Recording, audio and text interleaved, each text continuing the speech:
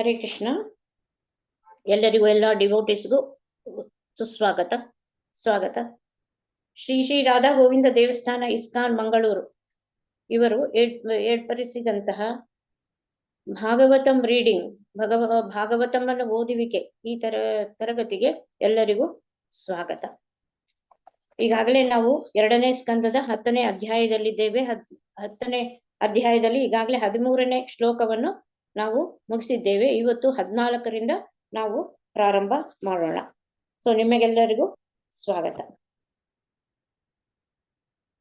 ಈ ಒಂದು ಭಾಗವತ ಸ್ಕಂದ 2 ಇದಕ್ಕೆ ಅನುವು ಮಾಡಿಕೊಟ್ಟ ಎಲ್ಲಾ ಸಿಬ್ಬಂದಿ ವರ್ಗದವರಿಗೂ ಮತ್ತು ನಾಮನಿಷ್ಠ ದಾಸ್ ಪ್ರಭುಜಿಯವರಿಗೂ ನಿಮ್ಮೆಲ್ಲರ ಪರವಾಗಿ ನಮಸ್ಕಾರಗಳನ್ನು ತಿಳಿಸೋಣ. ಶ್ರೀಲ ಪ್ರಭುಪಾದರು ಅನೇಕ ಪುಸ್ತಕಗಳನ್ನು ಬರೆದಿದ್ದಾರೆ. ಈ ಭಾಗವತಮಲ್ಲಿ ಇರ್ತಕ್ಕಂಥ 18,000 ಶ್ಲೋಕಗಳಿಗೂ ಇವರು ಅನುವಾದ, ತಾತ್ಪರ್ಯ ಎಲ್ಲವೂ ಬರೆದಿದ್ದಾರೆ. ಅವರಿಗೆ ನಿಮ್ಮ ಎಲ್ಲರ ಕೋಟಿ ಕೋಟಿ ವಂದನೆಗಳನ್ನ ಸಮರ್ಪಿಸಿ ನಾವು ತರಗತಿಯನ್ನ ಶುರು ಮಾಡೋಣ. ಮೊದಲಿಗೆ ಗುರು ಪ್ರಣಾಮಗಳು. ಓಂ ಅಜ್ಞಾನ ತಿಮಿರಾಂಧಸ್ಯ ಜ್ಞಾನಾಂಜನ ಶಲಾಕಯ ಚಕ್ಷುರ್ ಉನ್ಮಿಲಿತಂ ಮೇನ ತಸ್ಮೈ ಶ್ರೀ ಗುರುವೇ ನಮಃ. ನಮಃ ಓಂ ವಿಷ್ಣುಪದಾಯ ಕೃಷ್ಣ ಪ್ರೇಷ್ಠಾಯ ಭೂತಲೆ ಶ್ರೀಮತೆ ಭಕ್ತಿ ವೇದಾಂತ ಸ್ವಾಮಿನ್ ಇತಿ ನಾಮಿನೇ. ನಮಸ್ತೆ ಸರಸ್ವತಿ ದೇವೆ ಗೌರವಾಣಿ ಪ್ರಚಾರಿಣಿ ನಿರ್ವಿಶೇಷ ಶೂನ್ಯವಾದಿ ಪಾಶ್ಚಾತ್ಯ ದೇಶತಾರಿಣೆ. ಜಯ ಶ್ರೀ ಕೃಷ್ಣ ಚೈತನ್ಯ ಪ್ರಭು ನಿತ್ಯಾನಂದ ಶ್ರೀ ಅದ್ವೈತ ಗದಾಧರ ಶ್ರೀವಾಸಾದಿ ಗೌರ ಭಕ್ತವೃಂದ. ಹರೇ ಕೃಷ್ಣ ಕೃಷ್ಣ ಕೃಷ್ಣ ಹರೇ ಹರೇ, ಹರೇ ರಾಮ ರಾಮ ರಾಮ ಹರೇ ಹರೇ. ಹರೇ ಕೃಷ್ಣ ಕೃಷ್ಣ ಕೃಷ್ಣ ಹರೇ ಹರೇ, ಹರೇ ರಾಮ ರಾಮ ರಾಮ ಹರೇ ಹರೇ. ಓಂ ನಮೋ ಭಗವತೆ ವಾಸುದೇವಾಯ. ಓಂ ನಮೋ ಭಗವತೆ ವಾಸುದೇವಾಯ. ಓಂ ನಮೋ ಭಗವತೆ ವಾಸುದೇವಾಯ. ನಾರಾಯಣಂ ನಮಸ್ಕೃತ್ಯಂ ನರಂ ಚೈವ ನರೋತ್ತಮಂ ದೈವೀಂ ಸರಸ್ವತಿಂ ವ್ಯಾಸಂ ತತೋ ಜಯಮುದೀರಯೇತ್. ನಷ್ಟಪ್ರಾಯೇಷು ಭದ್ರೇಷು ನಿತ್ಯಂ ಭಾಗವತ ಸೇವೆಯಾ ಭಗವತಿ ಉತ್ತಮ ಶ್ಲೋಕೆ ಭಕ್ತಿರ್ಭವತಿ ನೈಷ್ಟಕಿ. ಕೃಷ್ಣಾಯ ವಾಸುದೇವಾಯ ದೇವಕೀ ನಂದನಾಯ ಚ ನಂದಗೋಪಕುಮಾರಾಯ ಗೋವಿಂದಾಯ ನಮೋ ನಮಃ. ಹರೇ ಕೃಷ್ಣ. ಸೊ ಇಲ್ಲಿಯವರೆಗೂ ನಾವು ಆಗ್ಲೇ ಹೇಳಿದಂತೆ 13 ಶ್ಲೋಕಗಳನ್ನ ನಾವು ಓದಿದ್ದೇವೆ ಸ್ಕಂದ 2 ಮತ್ತು 10ನೇ ಅಧ್ಯಾಯದಲ್ಲಿ. ಈಗ ಸ್ಕಂದ 2 10ನೇ ಅಧ್ಯಾಯ ಶ್ಲೋಕ 14ರಿಂದ ನಾವು ಶುರು ಮಾಡೋಣ. ಹರೇ ಕೃಷ್ಣ. ಅಧಿದೈವಂ ಅಥ ಅಧ್ಯಾತ್ಮಂ ಅಧಿಭೂತಂ ಇತಿ ಪ್ರಭು ಅತೈಕಂ ಪೌರುಷಂ ವೀರ್ಯಂ ತ್ರಿಧಾ ಅಭಿದ್ಯತ್ಯ ತಚ್ಛೃಣು. ಅಧಿದೈವಂ ನಿಯಂತ್ರಕ ಜೀವಗಳನ್ನು, ಅಥ ಈಗ ಅಧ್ಯಾತ್ಮಂ ನಿಯಂತ್ರಿತ ಜೀವಿಗಳನ್ನು, ಅಧಿಭೂತಂ ಭೌತಿಕ ದೇಹಗಳನ್ನು, ಇತಿ ಹೀಗೆ ಪ್ರಭು ಭಗವಂತನು, ಅಥ ಈ ರೀತಿಯಲ್ಲಿ, ಏಕಂ ಒಂದೇ, ಪೌರುಷಂ ಅವನ ಪ್ರಭುವಿನ, ವೀರ್ಯಂ ಶಕ್ತಿಯು, ತ್ರಿಧಾ ಮೂರಾಗಿ, ಅಭಿದ್ಯತ್ ವಿಭಜಿಸಲ್ಪಟ್ಟಿತ್ತು, ತತ್ ಅದನ್ನು, ಶೃಣು ನನ್ನಿಂದ ಆಲಿಸು. ಅನುವಾದ ಮತ್ತು ಭಾವಾರ್ಥ. ಶ್ರೀಲ ಪ್ರಭುಪಾದರಿಂದ ಶ್ರೀಲ ಪ್ರಭುಪಾದರಿಗೆ ಜಯವಾಗಲಿ. ಭಗವಂತನ ಶಕ್ತಿಯು ಒಂದೇ ಆಗಿದ್ದರೂ ಅದು ನಿಯಂತ್ರಕ ಜೀವಿಗಳು, ನಿಯಂತ್ರಿತ ಜೀವಿಗಳು ಮತ್ತು ಭೌತಿಕ ದೇಹಗಳು ಎಂದು ಕರೆಯಲಾಗುವ 3 ಭಾಗಗಳಲ್ಲಿ ಮೇಲೆ ಹೇಳಿದ ರೀತಿಯಲ್ಲಿ ಹೇಗೆ ವಿಭಜಿತವಾಗುತ್ತದೆ ಎನ್ನುವುದನ್ನು ಈಗ ನನ್ನಿಂದ ಆಲಿಸು. ಶ್ಲೋಕ 15. ಅತ ಶರೀರ ಆಕಾಶಾತ್ ಪುರುಷಸ್ಯ ವಿಚೇಷ್ಟ್ಯತಃ ಓಜಾ ಸಹೋ ಬಲ ಜಗ್ನೆ ತಥಾ ಪ್ರಾಣೋ ಮಹಾನಸೂಹು. ಅತ ಶರೀರದ ಒಳಗಡೆಯಲ್ಲಿ, ಆಕಾಶಾತ್ ಆಕಾಶದಿಂದ, ಪುರುಷಸ್ಯ ಮಹಾವಿಷ್ಣುವಿನ, ವಿಚೇಷ್ಠತಃ ಹಾಗೆ ಪ್ರಯತ್ನಿಸುತ್ತಿರುವಾಗ ಅಥವಾ ಇಚ್ಛೆಯಿಂದ, ಓಜಃ ಇಂದ್ರಿಯಗಳ ಶಕ್ತಿಯು, ಸಹ ಮಾನಸಿಕ ಬಲವು, ಬಲಂ ದೈಹಿಕ ಶಕ್ತಿಯು ಜಜ್ಞೆ ಉತ್ಪಾದಿತವಾಯಿತು. ತತಃ ಅನಂತರ ಪ್ರಾಣಃ ಪ್ರಾಣಬಲವು ಮಹಾನ್ ಅಸುಹು ಪ್ರತಿಯೊಂದು ಜೀವಿಯ ಬಗ್ಗೆಯೂ. ಅನುವಾದ: ವ್ಯಕ್ತನಾಗಿರುವ ಮಹಾವಿಷ್ಣುವಿನ ದಿವ್ಯ ದೇಹದಲ್ಲಿ ಇರುವ ಆಕಾಶದಿಂದ ಇಂದ್ರಿಯ ಶಕ್ತಿ, ಮನೋಬಲ ಮತ್ತು ದೈಹಿಕ ಬಲಗಳೆಲ್ಲವೂ ಉತ್ಪತ್ತಿಯಾಗುತ್ತವೆ. ಹಾಗೆಯೇ ಸಮಸ್ತ ಜೀವಶಕ್ತಿಯ ಸಮಗ್ರ ಮೂಲ ಉಗಮ ಸ್ಥಾನವು ಹುಟ್ಟುತ್ತದೆ. ಶ್ಲೋಕ 16. ಅನುಪ್ರಾಣಂತಿ ಯಂ ಪ್ರಾಣಾಃ ಪ್ರಾಣತಂ ಸರ್ವಜಂತುಷು ಅಪಾನಂತಂ ಅಪಾನಂತಿ ನರದೇವಿಂ ದೇವಿಂ ಇವ ಅನುಗಾಃ. ಅನುಪ್ರಾಣಂತಿ ಅನುಸರಿಸಿ ಚಲನೆಯಲ್ಲಿರುತ್ತವೆ. ಯಮ್ಮ ಯಾರನ್ನು, ಪ್ರಾಣಾಹ ಇಂದ್ರಿಯಗಳು, ಪ್ರಾಣಾಂತಂ ಚಲನಶೀಲವಾಗಿರುವ, ಸರ್ವ ಜಂತುಷು ಎಲ್ಲಾ ಜೀವಿಗಳಲ್ಲಿ, ಅಪಾನಂತಂ ಚಲನೆಯಲ್ಲಿ ನಿಲ್ಲಿಸಿದವನನ್ನು, ಅಪನಂತಿ ಇತರರೆಲ್ಲರೂ, ಆಪನಂತಿ ಇತರರೆಲ್ಲರೂ ನಿಲ್ಲಿಸುತ್ತಾರೆ. ನರದೇವಂ ರಾಜನು, ಇವ ಹಾಗೆ, ಅನುಗಾಹ ಅನುಯಾಯಿಗಳು. ಅನುವಾದ: ರಾಜನ ಅನುಚರರು ತಮ್ಮ ಪ್ರಭುವನ್ನು ಅನುಸರಿಸುವಂತೆ ಸಮಗ್ರ ಶಕ್ತಿಯ ಚಲನೆಯಲ್ಲಿದ್ದಾಗ ಇತರ ಎಲ್ಲಾ ಜೀವಿಗಳು ಚಲಿಸುತ್ತಾರೆ, ಮತ್ತು ಸಮಗ್ರ ಶಕ್ತಿಯು ಉದ್ಯಮವನ್ನು ನಿಲ್ಲಿಸಿದಾಗ ಇತರ ಎಲ್ಲಾ ಜೀವಿಗಳು ಇಂದ್ರಿಯ ಚಟುವಟಿಕೆಗಳನ್ನು ನಿಲ್ಲಿಸುತ್ತಾರೆ. ಭಾವಾರ್ಥ: ವ್ಯಕ್ತಿಗತ ಜೀವಿಗಳು ಪರಮ ಪುರುಷನ ಸಮಗ್ರ ಶಕ್ತಿಯನ್ನು ಸಂಪೂರ್ಣವಾಗಿ ಅವಲಂಬಿಸಿದ್ದಾರೆ. ವಿದ್ಯುತ್ ದೀಪವು ಹೇಗೆ ಸ್ವಯಂ ಪ್ರಕಾಶವನ್ನು ಹೊಂದಿಲ್ಲವೋ ಹಾಗೆಯೇ ಯಾರೂ ಸ್ವತಂತ್ರ ಅಸ್ತಿತ್ವವನ್ನು ಹೊಂದಿಲ್ಲ. ಪ್ರತಿಯೊಂದು ವಿದ್ಯುತ್ ಸಾಧನವು ಸಮಗ್ರ ವಿದ್ಯುತ್ ಗೃಹವನ್ನು ಪೂರ್ಣವಾಗಿ ಅವಲಂಬಿಸುತ್ತದೆ. ಸಮಗ್ರ ವಿದ್ಯುತ್ ಗೃಹವು ವಿದ್ಯುತ್ ಉತ್ಪಾದನೆಗಾಗಿ ಜಲಾಶಯವನ್ನು ಅವಲಂಬಿಸುತ್ತದೆ. ಜಲವು ಮೋಡಗಳನ್ನು ಅವಲಂಬಿಸುತ್ತದೆ. ಮೋಡಗಳು ಸೂರ್ಯನನ್ನು ಅವಲಂಬಿಸುತ್ತದೆ. ಸೂರ್ಯನು ಸೃಷ್ಟಿಯನ್ನು ಅವಲಂಬಿಸುತ್ತಾನೆ. ಸೃಷ್ಟಿಯು ದೇವೋತ್ತಮ ಪರಮ ಪುರುಷನ ಚಲನವನ್ನು ಅವಲಂಬಿಸುತ್ತದೆ. ಹೀಗೆ ದೇವೋತ್ತಮ ಪರಮ ಪುರುಷನೇ ಸಕಲ ಕಾರಣಗಳ ಕಾರಣನಾಗಿದ್ದಾನೆ. ಶ್ಲೋಕ 17. ಪ್ರಾಣಿನ ಆಕ್ಷಿಪತಾಕ್ಷುತ್ ತೃಡಂತರ ಜಾಯತೆ ವಿಭೋಃ ಪಿಪಾಸುತೋ ಜಕ್ಷತಶ್ಚ ಪಾಜಾಮುಖಂ ನಿರಭ್ಯತೆ.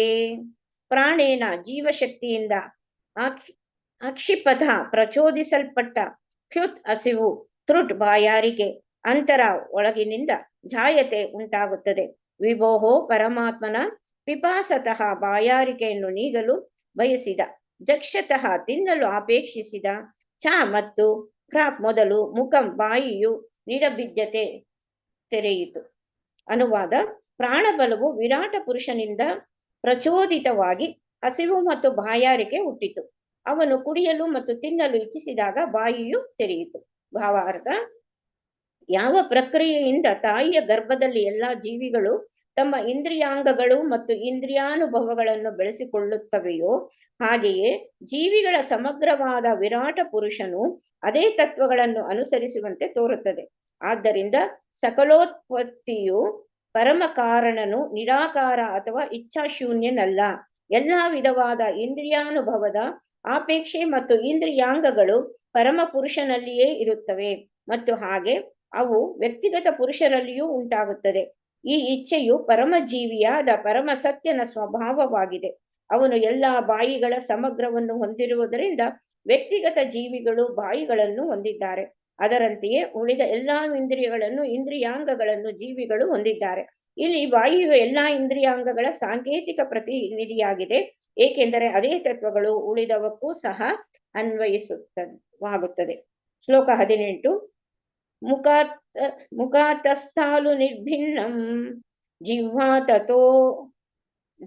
ತತ್ರೋ ಉಪಜಾಯತೆ ತತೋ ನಾನಾ ರಸೋ ಜಜ್ಞೆ ಜಿಹ್ವಯಾಯೋ ಅಧಿಗಮ್ಯತೆ. ಮುಖತಃ ಬಾಯಿಯಿಂದ ತಾಲುವು ಅಂಗುಳ ನಿರ್ಭಿನ್ನಂ ಉಂಟಾಯಿತು. ಜಿಹ್ವ ನಾಲಿಗೆಯು ತತ್ರ ಅನಂತರ ಉಪಜಾಯತೆ ವ್ಯಕ್ತವಾಯಿತು. ತತಃ ಆಮೇಲೆ ನಾನಾ ರಸಃ ವಿವಿಧ ರಸಗಳು ಜಜ್ಞೆ ವ್ಯಕ್ತವಾದವು. ಜಿಹ್ವಯ ನಾಲಿಗೆಯಿಂದ ಯಾವುದು ಅಧಿಗಮ್ಯತೆ ರುಚಿ ನೋಡಲ್ಪಡುತ್ತದೋ. ಅನುವಾದ: ಬಾಯಿಯಿಂದ ಅಂಗುಳು ವ್ಯಕ್ತವಾಯಿತು, ಆಮೇಲೆ ನಾಲಿಗೆಯು ಕೂಡ ಹುಟ್ಟಿತು, ಅನಂತರ ನಾಲಿಗೆಯು ಅವುಗಳನ್ನು ಆಸ್ವಾದಿಸಲು ಎಲ್ಲಾ ವಿಭಿನ್ನ ರಸಗಳು ಅಸ್ತಿತ್ವಕ್ಕೆ ಬಂದವು. ಭಾವಾರ್ಥ: ವಿಕಾಸದ ಈ ಕ್ರಮಶಃ ಪ್ರಕ್ರಿಯೆಯು ನಿಯಂತ್ರಕ ದೇವತೆಗಳ ಅಧಿದೈವ ವಿವರಣೆಯನ್ನು ಸೂಚಿಸುತ್ತದೆ. ಏಕೆಂದರೆ ವರುಣನು ಸಕಲ ಅಸ್ವಾದ್ಯ ರಸಗಳ ನಿಯಂತ್ರಕ ದೇವತೆಯಾಗಿದ್ದಾನೆ. ಆದ್ದರಿಂದ ಬಾಯಿಯು ನಾಲಿಗೆಯ ಆಶ್ರಯ ಸ್ಥಾನವಾಗಿದೆ. ನಾಲಿಗೆಯು ವಿವಿಧ ರಸಗಳ ರುಚಿ ನೋಡುತ್ತದೆ. ಅದರ ನಿಯಂತ್ರಕ ದೇವತೆ ವರುಣನಾಗಿದ್ದಾನೆ. ಆದ್ದರಿಂದ ವರುಣನು ಕೂಡ ನಾಲಿಗೆಯ ಬೆಳವಣಿಗೆಯೊಂದಿಗೆ ಉತ್ಪತ್ತಿಯಾದನೆಂದು ಇದು ಸೂಚಿಸುತ್ತದೆ. ನಾಲಿಗೆ ಮತ್ತು ಅಂಗುಳ ಸಾಧನಗಳಾಗಿ ಅಧಿಭೂತಂ ಅಥವಾ ಜಡ ರೂಪಗಳಾಗಿವೆ. ಆದರೆ ಕ್ರಿಯಾದೇವತೆಯು ಜೀವಿಯಾಗಿದ್ದಾನೆ, ಅಧಿದೈವವಾಗಿದ್ದಾನೆ. ಆದರೆ ಆ ಕ್ರಿಯೆಗೆ ಒಳಗಾಗುತ್ತಿರುವವನು ಅಧ್ಯಾತ್ಮನಾಗಿದ್ದಾನೆ. ಹೀಗೆ ವಿರಾಟ ಪುರುಷನ ಬಾಯಿ ತೆರೆದ ನಂತರ 3 ವರ್ಗಗಳನ್ನು ಕೂಡ ಅವರ ಜನನದಂತೆ ವಿವರಿಸಲಾಗಿದೆ.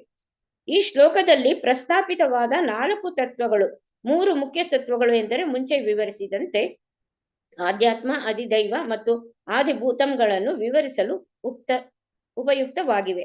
ಶ್ಲೋಕ 19. ವಿವೋಕ್ಷೋರ್ಮುಖತೋ ಭೂಮ್ನೋ ವಹ್ನಿರ್ವ್ಯಾಹೃತಂ ತಯೋಃ ಜಲೆ ಚೈತಸ್ಯ ಶುಚಿರಂ ನಿರೋಧ ಸಮಜಾಯತ. ವಿವಕ್ಷೋ ಮಾತನಾಡುವ ಅಗತ್ಯವಾದಾಗ, ಮುಖತಃ ಬಾಯಿಯಿಂದ, ಭೂಮ್ನ ಪರಮ ಪುರುಷನ, ವಹ್ನಿ ಅಗ್ನಿಯು, ವಾಕ್ಕಂಪನವು, ವ್ಯಾಹೃತಂ ನುಡಿಯಿತು, ತಯೋ ಎರಡರಿಂದಲೂ, ಜಲೆ ನೀರಿನಲ್ಲಿ, ಚ ಆಗಿದ್ದರು, ಏತಸ್ಯ ಇವೆಲ್ಲವುಗಳ, ಶುಚಿರಂ ಬಹು ದೀರ್ಘಕಾಲ, ನಿರೋಧ ತಡೆಯುವಿಕೆಯು, ಸಮಜಾಯತ ಮುಂದುವರಿಯಿತು. ಅನುವಾದ: ಪರಮಪುರುಷನು ಮಾತನಾಡಲು ಅಪೇಕ್ಷಿಸಿದಾಗ ಬಾಯಿಯಿಂದ ಮಾತುಗಳು ಸ್ಪಂದಿಸಿದವು. ಆಗ ಅಗ್ನಿಯ ನಿಯಂತ್ರಕ ದೇವತೆ ಬಾಯಿಯಿಂದ ಜನಿಸಿದನು. ಆದರೆ ಭಗವಂತನು ನೀರಿನಲ್ಲಿ ಮಲಗಿದ್ದಾಗ ಎಲ್ಲಾ ಕ್ರಿಯೆಗಳನ್ನು ತಡೆ ಹಿಡಿಯಲಾಗಿತ್ತು. ಭಾವಾರ್ಥ: ವಿವಿಧ ಇಂದ್ರಿಯಗಳ ಕ್ರಮಶಃ ಬೆಳವಣಿಗೆಯ ವೈಶಿಷ್ಟ್ಯವೆಂದರೆ ಏಕಕಾಲದಲ್ಲಿ ತಮ್ಮ ನಿಯಂತ್ರಕ ದೇವತೆಗಳಿಂದ ಪೋಷಿತವಾಗುವುದಾಗಿದೆ. ಆದ್ದರಿಂದ ಇಂದ್ರಿಯಗಳ ಚಟುವಟಿಕೆಗಳು ಪರಮಪುರುಷನ ಇಚ್ಛೆಯಿಂದ ನಿಯಂತ್ರಿತವಾಗಿವೆ ಎಂದು ತಿಳಿಯಬೇಕು. ಎಂದರೆ ಇಂದ್ರಿಯಗಳು ಬದ್ಧಾತ್ಮರಿಗೆ ಅನುಮತಿ ನೀಡುತ್ತವೆ. ಅವರು ಅವುಗಳನ್ನು ಪರಮ ಪ್ರಭುವಿನಿಂದ ನಿಯುಕ್ತರಾದ ನಿಯಂತ್ರಕ ದೇವತೆಯ ನಿಯಂತ್ರಣದಡಿಯಲ್ಲಿ ಸಮಂಜಸವಾಗಿ ಉಪಯೋಗಿಸಬೇಕು. ಅಂತಹ ನಿಯಂತ್ರಣ ನಿಯಮಗಳನ್ನು ಉಲ್ಲಂಘಿಸುವವನು ಕೆಳ ಹಂತದ ಜನ್ಮದ ಅಧೋಗತಿಯ ಮೂಲಕ ಶಿಕ್ಷೆಗೆ ಒಳಗಾಗುತ್ತಾನೆ. ನಾಲಿಗೆ ಮತ್ತು ಅದರ ನಿಯಂತ್ರಕ ದೇವತೆಯಾದ ವರುಣನನ್ನು ಉದಾಹರಣೆಗಾಗಿ ಪರಿಗಣಿಸಿ. ನಾಲಿಗೆಯು ತಿನ್ನುವುದಕ್ಕಾಗಿ ಇದೆ. ಮನುಷ್ಯರು, ಪ್ರಾಣಿಗಳು ಮತ್ತು ಪಕ್ಷಿಗಳು ಪ್ರತಿಯೊಂದು ವಿವಿಧ ಅನುಮತಿಗಳಿಗನುಸಾರವಾಗಿ ತಮ್ಮ ತಮ್ಮ ಭಿನ್ನ ರುಚಿಗಳನ್ನು ಹೊಂದಿವೆ. ಮಾನವ ಜೀವಿಗಳು ಮತ್ತು ಹಂದಿಯ ರುಚಿ ಒಂದೇ ಮಟ್ಟದ್ದಲ್ಲ.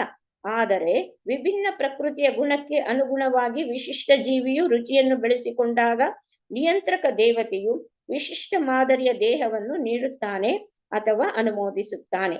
ಮಾನವ ಜೀವಿಯು ವಿವೇಚನೆ ಇಲ್ಲದೆ ಹಂದಿಯಂತೆ ರುಚಿಯನ್ನು ಬೆಳೆಸಿಕೊಂಡರೆ ಆಗ ನಿಯಂತ್ರಕ ದೇವತೆಯು ಅವರಿಗೆ ಮುಂದಿನ ಸರದಿಯಲ್ಲಿ ಹಂದಿಯ ಶರೀರವನ್ನು ನೀಡಲಾಗುವುದನ್ನು ಖಂಡಿತವಾಗಿ ಸಮರ್ಥಿಸುತ್ತಾನೆ. ಹಂದಿಯು ಮಲವು ಸೇರಿದಂತೆ ಎಲ್ಲಾ ಬಗೆಯ ಆಹಾರವನ್ನು ಸ್ವೀಕರಿಸುತ್ತದೆ ಮತ್ತು ಅಂತಹ ವಿವೇಚನಾರಹಿತ ರುಚಿಯನ್ನು ಬೆಳೆಸಿಕೊಂಡು ಮಾನವ ಜೀವಿಯು ಮುಂದಿನ ಜನ್ಮದಲ್ಲಿ ಕೆಳವರ್ಗದ ಹುಟ್ಟಿಗೆ ಸಿದ್ಧನಾಗಿರಬೇಕು. ಅಂತಹ ಶರೀರವು ಕೂಡ ಭಗವಂತನ ಅನುಗ್ರಹವೇ. ಏಕೆಂದರೆ ಬದ್ಧಾತ್ಮನು ವಿಶಿಷ್ಟ ಮಾದರಿಯ ಆಹಾರದ ನಿರ್ದಿಷ್ಟ ಸೇವನೆಗಾಗಿ ಅಂತಹ ಶರೀರವನ್ನು ಅಪೇಕ್ಷಿಸಿದನು. ಒಬ್ಬ ಮನುಷ್ಯನು ಹಂದಿಯ ದೇಹವನ್ನು ಪಡೆದರೆ ಅದು ಭಗವಂತನ ಅನುಗ್ರಹವೆಂದು ಭಾವಿಸಬೇಕು. ಏಕೆಂದರೆ ಭಗವಂತನು ಅಂತಹ ಅನುಕೂಲವನ್ನು ನೀಡುತ್ತಾನೆ. ಮರಣಾನಂತರ ಪರಮ ನಿಯಂತ್ರಣದಿಂದ ಮುಂದಿನ ಶರೀರವನ್ನು ನೀಡಲಾಗುತ್ತದೆ, ಕುರುಡಾಗಿ ಅಲ್ಲ. ಆದ್ದರಿಂದ ಮಾನವ ಜೀವಿಯು ಮುಂದಿನ ಜನ್ಮ ಪಡೆಯುವಾಗ ಯಾವ ಬಗೆಯ ದೇಹವನ್ನು ಹೊಂದುವನು ಎಂಬುದರ ಬಗ್ಗೆ ತನ್ನ ಎಚ್ಚರಿಕೆಯಲ್ಲಿ ಇರಬೇಕು. ವಿವೇಚನಾರಹಿತವಾದ ಹೊಣೆಗಾರಿಕೆ ಇಲ್ಲದ ಜೀವನವು ಅಪಾಯಕಾರಿಯಾದದ್ದು ಮತ್ತು ಅದು ಎಲ್ಲಾ ಧರ್ಮಗ್ರಂಥಗಳ ಘೋಷಣೆಯಾಗಿದೆ. ಹರೇ ಕೃಷ್ಣ. ಶ್ಲೋಕ 20. ನಾಸಿಕೆ ನಿರಭಿದೇತಾಂ ಧೂಯತಿ ನಭಸ್ವತಿ ತತ್ರ ವಾಯುರ್ಗಂಧವಾಹೋ ಘ್ರಾಣೋ ನಸಿ ಜಿಗ್ನು ಕ್ಷತಃ. ನಾಸಿಕೆ ಮೂಗಿನ ಹೊಳ್ಳೆಗಳು ನಿರಭಿದ್ಯೇತಾಂ ಅಭಿವೃದ್ಧಿಗೊಳ್ಳುತ್ತವೆ. ದೂಯತಿ ವೇಗವಾಗಿ ಬೀಸಲು ನಭಸ್ಪತಿ ವಾಯುವಿನ ಶ್ವಾಸೋಚ್ಛ್ವಾಸವು ತತ್ರ ಅನಂತರ ವಾಯು ಗಾಳಿಯು ಗಂಧವಾಹ ಗಂಧವನ್ನು ಒತ್ತ ಘ್ರಾಣೇಂದ್ರಿಯವು ನಸಿ ಮೂಗಿನಲ್ಲಿ ಜಿಗೃಕ್ಷತಃ ಸುಗಂಧವನ್ನು ಅಘ್ರಾಣಿಸಲು ಉಪೇಕ್ಷಿಸುವ. ಅನುವಾದ: ಅನಂತರ ಪರಮಪುರುಷನು ಗಂಧವನ್ನು ಆಘ್ರಾಣಿಸಲು ಅಪೇಕ್ಷಿಸಿದಾಗ ನಾಸಿಕಾ ಮತ್ತು ಉಸಿರಾಟವ ಉತ್ಪನ್ನವಾದವು. ಘ್ರಾಣೇಂದ್ರಿಯ ಮತ್ತು ವಾಸನೆಗಳ ಅಸ್ತಿತ್ವಕ್ಕೆ ಬಂದುವು. ಗಂಧವಾಹಕನಾದ ವಾಯು ನಿಯಂತ್ರಕ ದೇವತೆಯು ವ್ಯಕ್ತವಾದನು. ಭಾವಾರ್ಥ: ಭಗವಂತನು ಗಂಧವನ್ನು ಆಘ್ರಾಣಿಸಲು ಅಪೇಕ್ಷಿಸಿದಾಗ ಘ್ರಾಣೇಂದ್ರಿಯ, ವಾಸನೆ ಮತ್ತು ನಿಯಂತ್ರಕ ದೇವತೆ ವಾಯು ಆಘ್ರಾಣಿಸುವುದು ಮುಂತಾದವು ಎಲ್ಲವೂ ಏಕಕಾಲದಲ್ಲಿ ವ್ಯಕ್ತವಾದವು. ಅಧೀನ ಜೀವಿಯು ಅದರ ಮೇಲೆ ವರ್ತಿಸುವ ಮೊದಲ ಪ್ರತಿಯೊಂದನ್ನು ಪರಮಪ್ರಭುವು ಮೊದಲೇ ಅಪೇಕ್ಷಿಸಿರುತ್ತಾನೆ ಎಂಬ ಹೇಳಿಕೆಯನ್ನು ವೇದ ಮಂತ್ರಗಳು, ಉಪನಿಷತ್ತುಗಳು, ಹೇಳಿಕೆಗಳು ದೃಢಪಡಿಸಿವೆ. ಭಗವಂತನು ಕಾಣುವಾಗ ಮಾತ್ರ ಜೀವಿಯು ನೋಡಬಹುದು. ಭಗವಂತನು ಆಘ್ರಾಣಿಸುವಾಗ ಮಾತ್ರ ಜೀವಿಯು ಆಘ್ರಾಣಿಸಬಲ್ಲನು ಮತ್ತು ಎಲ್ಲವೂ ಅದರಂತೆಯೇ. ವಿಚಾರವೇನೆಂದರೆ ಜೀವಿಯು ಸ್ವತಂತ್ರವಾಗಿ ಏನನ್ನು ಮಾಡಲಾರ. ಸ್ವತಂತ್ರವಾಗಿ ಏನನ್ನಾದರೂ ಮಾಡಲು ಅವನು ಕೇವಲ ಯೋಚಿಸಬಹುದು, ಆದರೆ ಅವನು ಸ್ವತಂತ್ರವಾಗಿ ವರ್ತಿಸಲಾರ. ಈ ಯೋಚನಾ ಸ್ವಾತಂತ್ರ್ಯವು ಭಗವದ್ ಅನುಗ್ರಹದಿಂದ ಇದೆ, ಆದರೆ ಯೋಚನೆಗೆ ರೂಪವನ್ನು ಭಗವದ್ ಅನುಗ್ರಹದಿಂದಲೇ ಕೊಡಬಹುದಾಗಿದೆ. ಆದ್ದರಿಂದಲೇ ಆಡುವುದು, ಮಾಡುವುದು ನಮ್ಮ ಇಚ್ಛೆ, ಆಗುವುದು, ಹೋಗುವುದು ಎಲ್ಲ ದೈವೇಚ್ಛೆ ಎಂಬ ಗಾದೆಯ ಮಾತಿದೆ. ಜೀವಿಗಳ ಸಂಪೂರ್ಣ ಅವಲಂಬನೆ ಮತ್ತು ಪರಮಪ್ರಭುವಿನ ಪರಿಪೂರ್ಣ ಸ್ವತಂತ್ರ ಪೂರ್ಣ ವಿವರಣೆಯು ಈ ವಿಷಯವನ್ನೇ ಆಧರಿಸಿದೆ. ಭಗವಂತನೊಂದಿಗೆ ಸಮಾನರೆಂದು ಸಾಧಿಸುವ ಮಂದಮತಿಗಳು ಮೊದಲು ತಾವು ಪರತರ ಮತ್ತು ಸ್ವತಂತ್ರ ಎಂಬುದನ್ನು ಸಿದ್ಧ ಮಾಡಬೇಕು ಮತ್ತು ಅನಂತರ ತಾವು ಭಗವಂತನಲ್ಲಿ ಐಕ್ಯವಾಗುತ್ತೇವೆ ಎಂಬ ತಮ್ಮ ಹಕ್ಕನ್ನು ರುಜುವಾತು ಮಾಡಬೇಕು. ಹರೇ ಕೃಷ್ಣ. ಶ್ಲೋಕ 21. ಯಥಾತ್ಮನಿ ನಿರಾಲೋಕಂ ಆತ್ಮಾನಾಂ ಚಾದಿದಿರುಕ್ಷತಃ ನಿರ್ಭಿನ್ನೆ ಹ್ಯಾಕ್ಷಿಣೆ ತಸ್ಯ ಜ್ಯೋತಿಶ್ಚಕ್ಷುರ್ ಗುಣಗ್ರಹ. ಯದಾ ಯಾವಾಗ ಆತ್ಮನಿ ಅವನಲ್ಲಿಯೇ ನಿರಾಲೋಕಂ ಬೆಳಕಿಲ್ಲದ ಆತ್ಮಾನಂ ತನ್ನ ದಿವ್ಯ ದೇಹವನ್ನು ಚ ಇತರ ದೈಹಿಕ ರೂಪಗಳನ್ನು ದಿದೃಕ್ಷತಃ ನೋಡಲಾಪೇಕ್ಷಿಸಿದ ನಿರ್ಭಿಣ್ಣೆ ಮೊಳೆಯಲ್ಪಟ್ಟವು ಈ ಅಕ್ಷಿಣೆ ಕಣ್ಣುಗಳು ತಸ್ಯ ಅವನ ಜ್ಯೋತಿ ಸೂರ್ಯನು ಚಕ್ಷು ಕಣ್ಣುಗಳು ಗುಣಗ್ರಹ ನೋಡುವ ಶಕ್ತಿಯುಳ್ಳ. ಅನುವಾದ: ಹಾಗೆ ಪ್ರತಿಯೊಂದು ಅಂಧಕಾರದಲ್ಲಿದ್ದಾಗ ಭಗವಂತನು ತನ್ನನ್ನು ಮತ್ತು ಸೃಷ್ಟಿಯಾದ ಎಲ್ಲವನ್ನು ನೋಡಲು ಬಯಸಿದನು. ಆಗ ಕಣ್ಣುಗಳು ಪ್ರಕಾಶ ಉಂಟು ಮಾಡುವ ದೇವತಾ ಸೂರ್ಯ, ದೃಕ್ಶಕ್ತಿ ಮತ್ತು ದೃಕ್ ವಿಷಯಗಳು ಎಲ್ಲವೂ ವ್ಯಕ್ತವಾದವು. ಭಾವಾರ್ಥ: ಬ್ರಹ್ಮಾಂಡವು ಸ್ವಭಾವತಃ ಗಾಢ ಅಂಧಕಾರದ್ದಾಗಿದೆ. ಆದ್ದರಿಂದ ಸಮಗ್ರ ಸೃಷ್ಟಿಯನ್ನು ತಮಸ್ ಅಥವಾ ಅಂಧಕಾರವೆಂದು ಕರೆಯಲಾಗಿದೆ. ರಾತ್ರಿಯು ಬ್ರಹ್ಮಾಂಡದ ನೈಜ ಸ್ವರೂಪವಾಗಿದೆ, ಏಕೆಂದರೆ ಆಗ ವ್ಯಕ್ತಿಗೆ ತಾನು ಸೇರಿ ಏನನ್ನೂ ಕಾಣಲಾಗುವುದಿಲ್ಲ. ಭಗವಂತನು ತನ್ನ ಅವಾಚ್ಯ ಕೃಪೆಯಿಂದ ಮೊದಲು ತನ್ನನ್ನು ಮತ್ತು ಹಾಗೆಯೇ ಎಲ್ಲಾ ಸೃಷ್ಟಿಯನ್ನು ನೋಡಲು ಅಪೇಕ್ಷಿಸಿದನು. ಹೀಗೆ ಸೂರ್ಯನು ವ್ಯಕ್ತವಾದನು, ಎಲ್ಲಾ ಜೀವಿಗಳಿಗೆ ನೋಡುವ ಶಕ್ತಿ ಉಂಟಾಯಿತು ಮತ್ತು ನೋಟದ ವಸ್ತುಗಳು ಕೂಡ ವ್ಯಕ್ತವಾದವು. ಎಂದರೆ ಸೂರ್ಯನ ಸೃಷ್ಟಿಯ ನಂತರ ಪೂರ್ಣ ಅದ್ಭುತ ಜಗತ್ತು ಗೋಚರವಾಯಿತು. ಶ್ಲೋಕ 22. ಬೋಧ್ಯಮಾನಸ್ಯ ಋಷಭೀರ್ ಆತ್ಮ ನಸ್ತ ಜಿಗೃಕ್ಷತಃ ಕರ್ಣೌ ಚ ನಿರಭಿದ್ಯತೆ ದಿಶಾ ಶ್ರೋತಾ ಗುಣಗ್ರಹ. ಬೋಧಮಾನಸ್ಯ ತಿಳಿಯಲಪೇಕ್ಷಿಸುವ ಋಷಿಗಳಿಂದ ಅಧಿಕಾರಯುತರಿಂದ ಆತ್ಮನಃ ಪರಮಾತ್ಮನ ತತ್ ಆ ಜಿಗೃಕ್ಷತಃ ಸ್ವೀಕರಿಸಲಪೇಕ್ಷಿಸಿದಾಗ ಕರ್ಣವು ಕಿವಿಗಳು ಚ ಕೂಡ ನಿರಭಿದ್ಯೇತ ವ್ಯಕ್ತವಾದವು. ದಿಶಃ ದಿಕ್ಕುಗಳು ಅಥವಾ ವಾಯುದೇವನು, ಶ್ರೋತ್ರಂ ಆಲಿಸುವ ಶಕ್ತಿಯು, ಗುಣಗ್ರಹ ಮತ್ತು ಆಲಿಸುವ ವಸ್ತುಗಳು ವಿಷಯಗಳು. ಅನುವಾದ: ಮಹರ್ಷಿಗಳ ಅರಿವನ್ನು ಪಡೆಯುವ ಅಪೇಕ್ಷೆಯಿಂದ ಕಿವಿಗಳು, ಶ್ರವಣ ಶಕ್ತಿ, ಶ್ರವಣ ನಿಯಂತ್ರಕ ದೇವತೆ ಮತ್ತು ಶ್ರವಣ ವಿಷಯಗಳು ವ್ಯಕ್ತವಾದವು.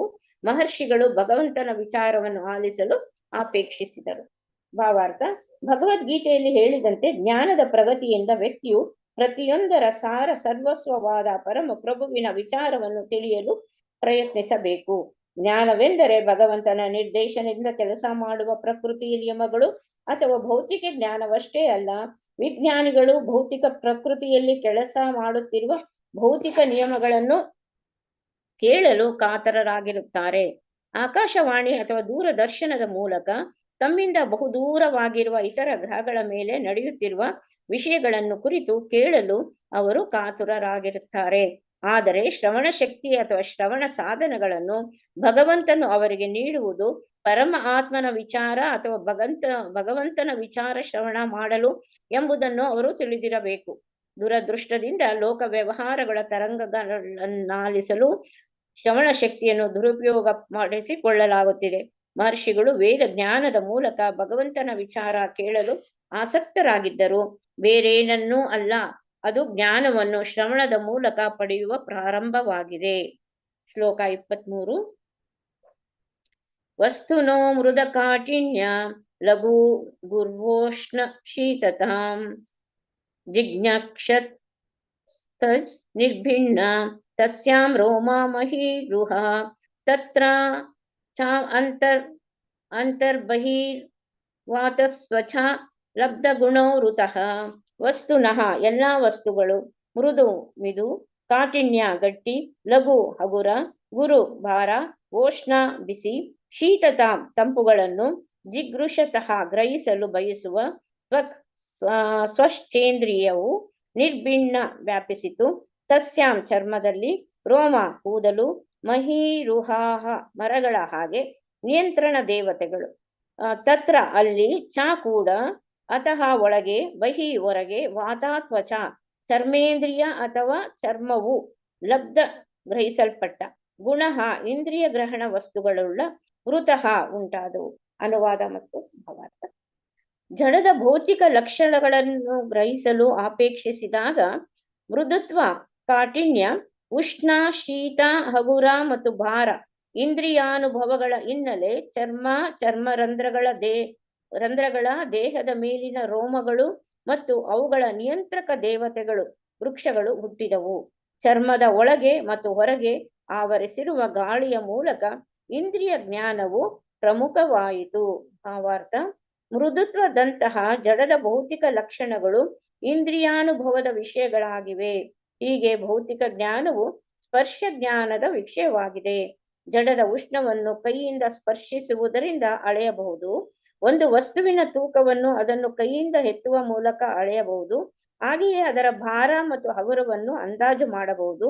ಚರ್ಮರಂಧ್ರಗಳು ಮತ್ತು ಶರೀರದ ಮೇಲಿರುವ ರೋಮಗಳೆಲ್ಲವೂ ಸ್ಪರ್ಶ ಜ್ಞಾನದೊಂದಿಗೆ ಪರಸ್ಪರ ಅವಲಂಬಿಗಳಾಗಿವೆ. ಚರ್ಮದ ಒಳಗೆ ಮತ್ತು ಹೊರಗೆ ಬೀಸುತ್ತಿರುವ ಗಾಳಿಯೂ ಕೂಡ ಇಂದ್ರಿಯ ಜ್ಞಾನದ ಒಂದು ವಿಷಯವಾಗಿದೆ. ಈ ಇಂದ್ರಿಯ ಜ್ಞಾನವೂ ಸಹ ಜ್ಞಾನದ ಆಕರ. ಆದ್ದರಿಂದ ಭೌತಿಕ ಅಥವಾ ಶಾರೀರಿಕ ಜ್ಞಾನವು ಮೇಲೆ ಸೂಚಿಸಿದಂತೆ ಪರಮ ಆತ್ಮ ಜ್ಞಾನಕ್ಕೆ ಅಧೀನವಾಗಿದೆ. ಪರಮ ಆತ್ಮ ಜ್ಞಾನವು ಇಂದ್ರಿಯ ಗೋಚರವಾದ ವಿಷಯ ಜ್ಞಾನವನ್ನು ವಿಸ್ತೃತಗೊಳಿಸಬಹುದು. ಆದರೆ ಭೌತಿಕ ಜ್ಞಾನವು ಪರಮ ಆತ್ಮ ಜ್ಞಾನಕ್ಕೆ ದಾರಿ ತೋರಲಾರದು. ದೇಹದ ಮೇಲಿನ ರೋಮಗಳು ಮತ್ತು ಭೂ ಶರೀರದ ಮೇಲಿರುವ ಸಸ್ಯಗಳ ನಡುವೆ ನಿಕಟ ಸಂಬಂಧವಿದೆ.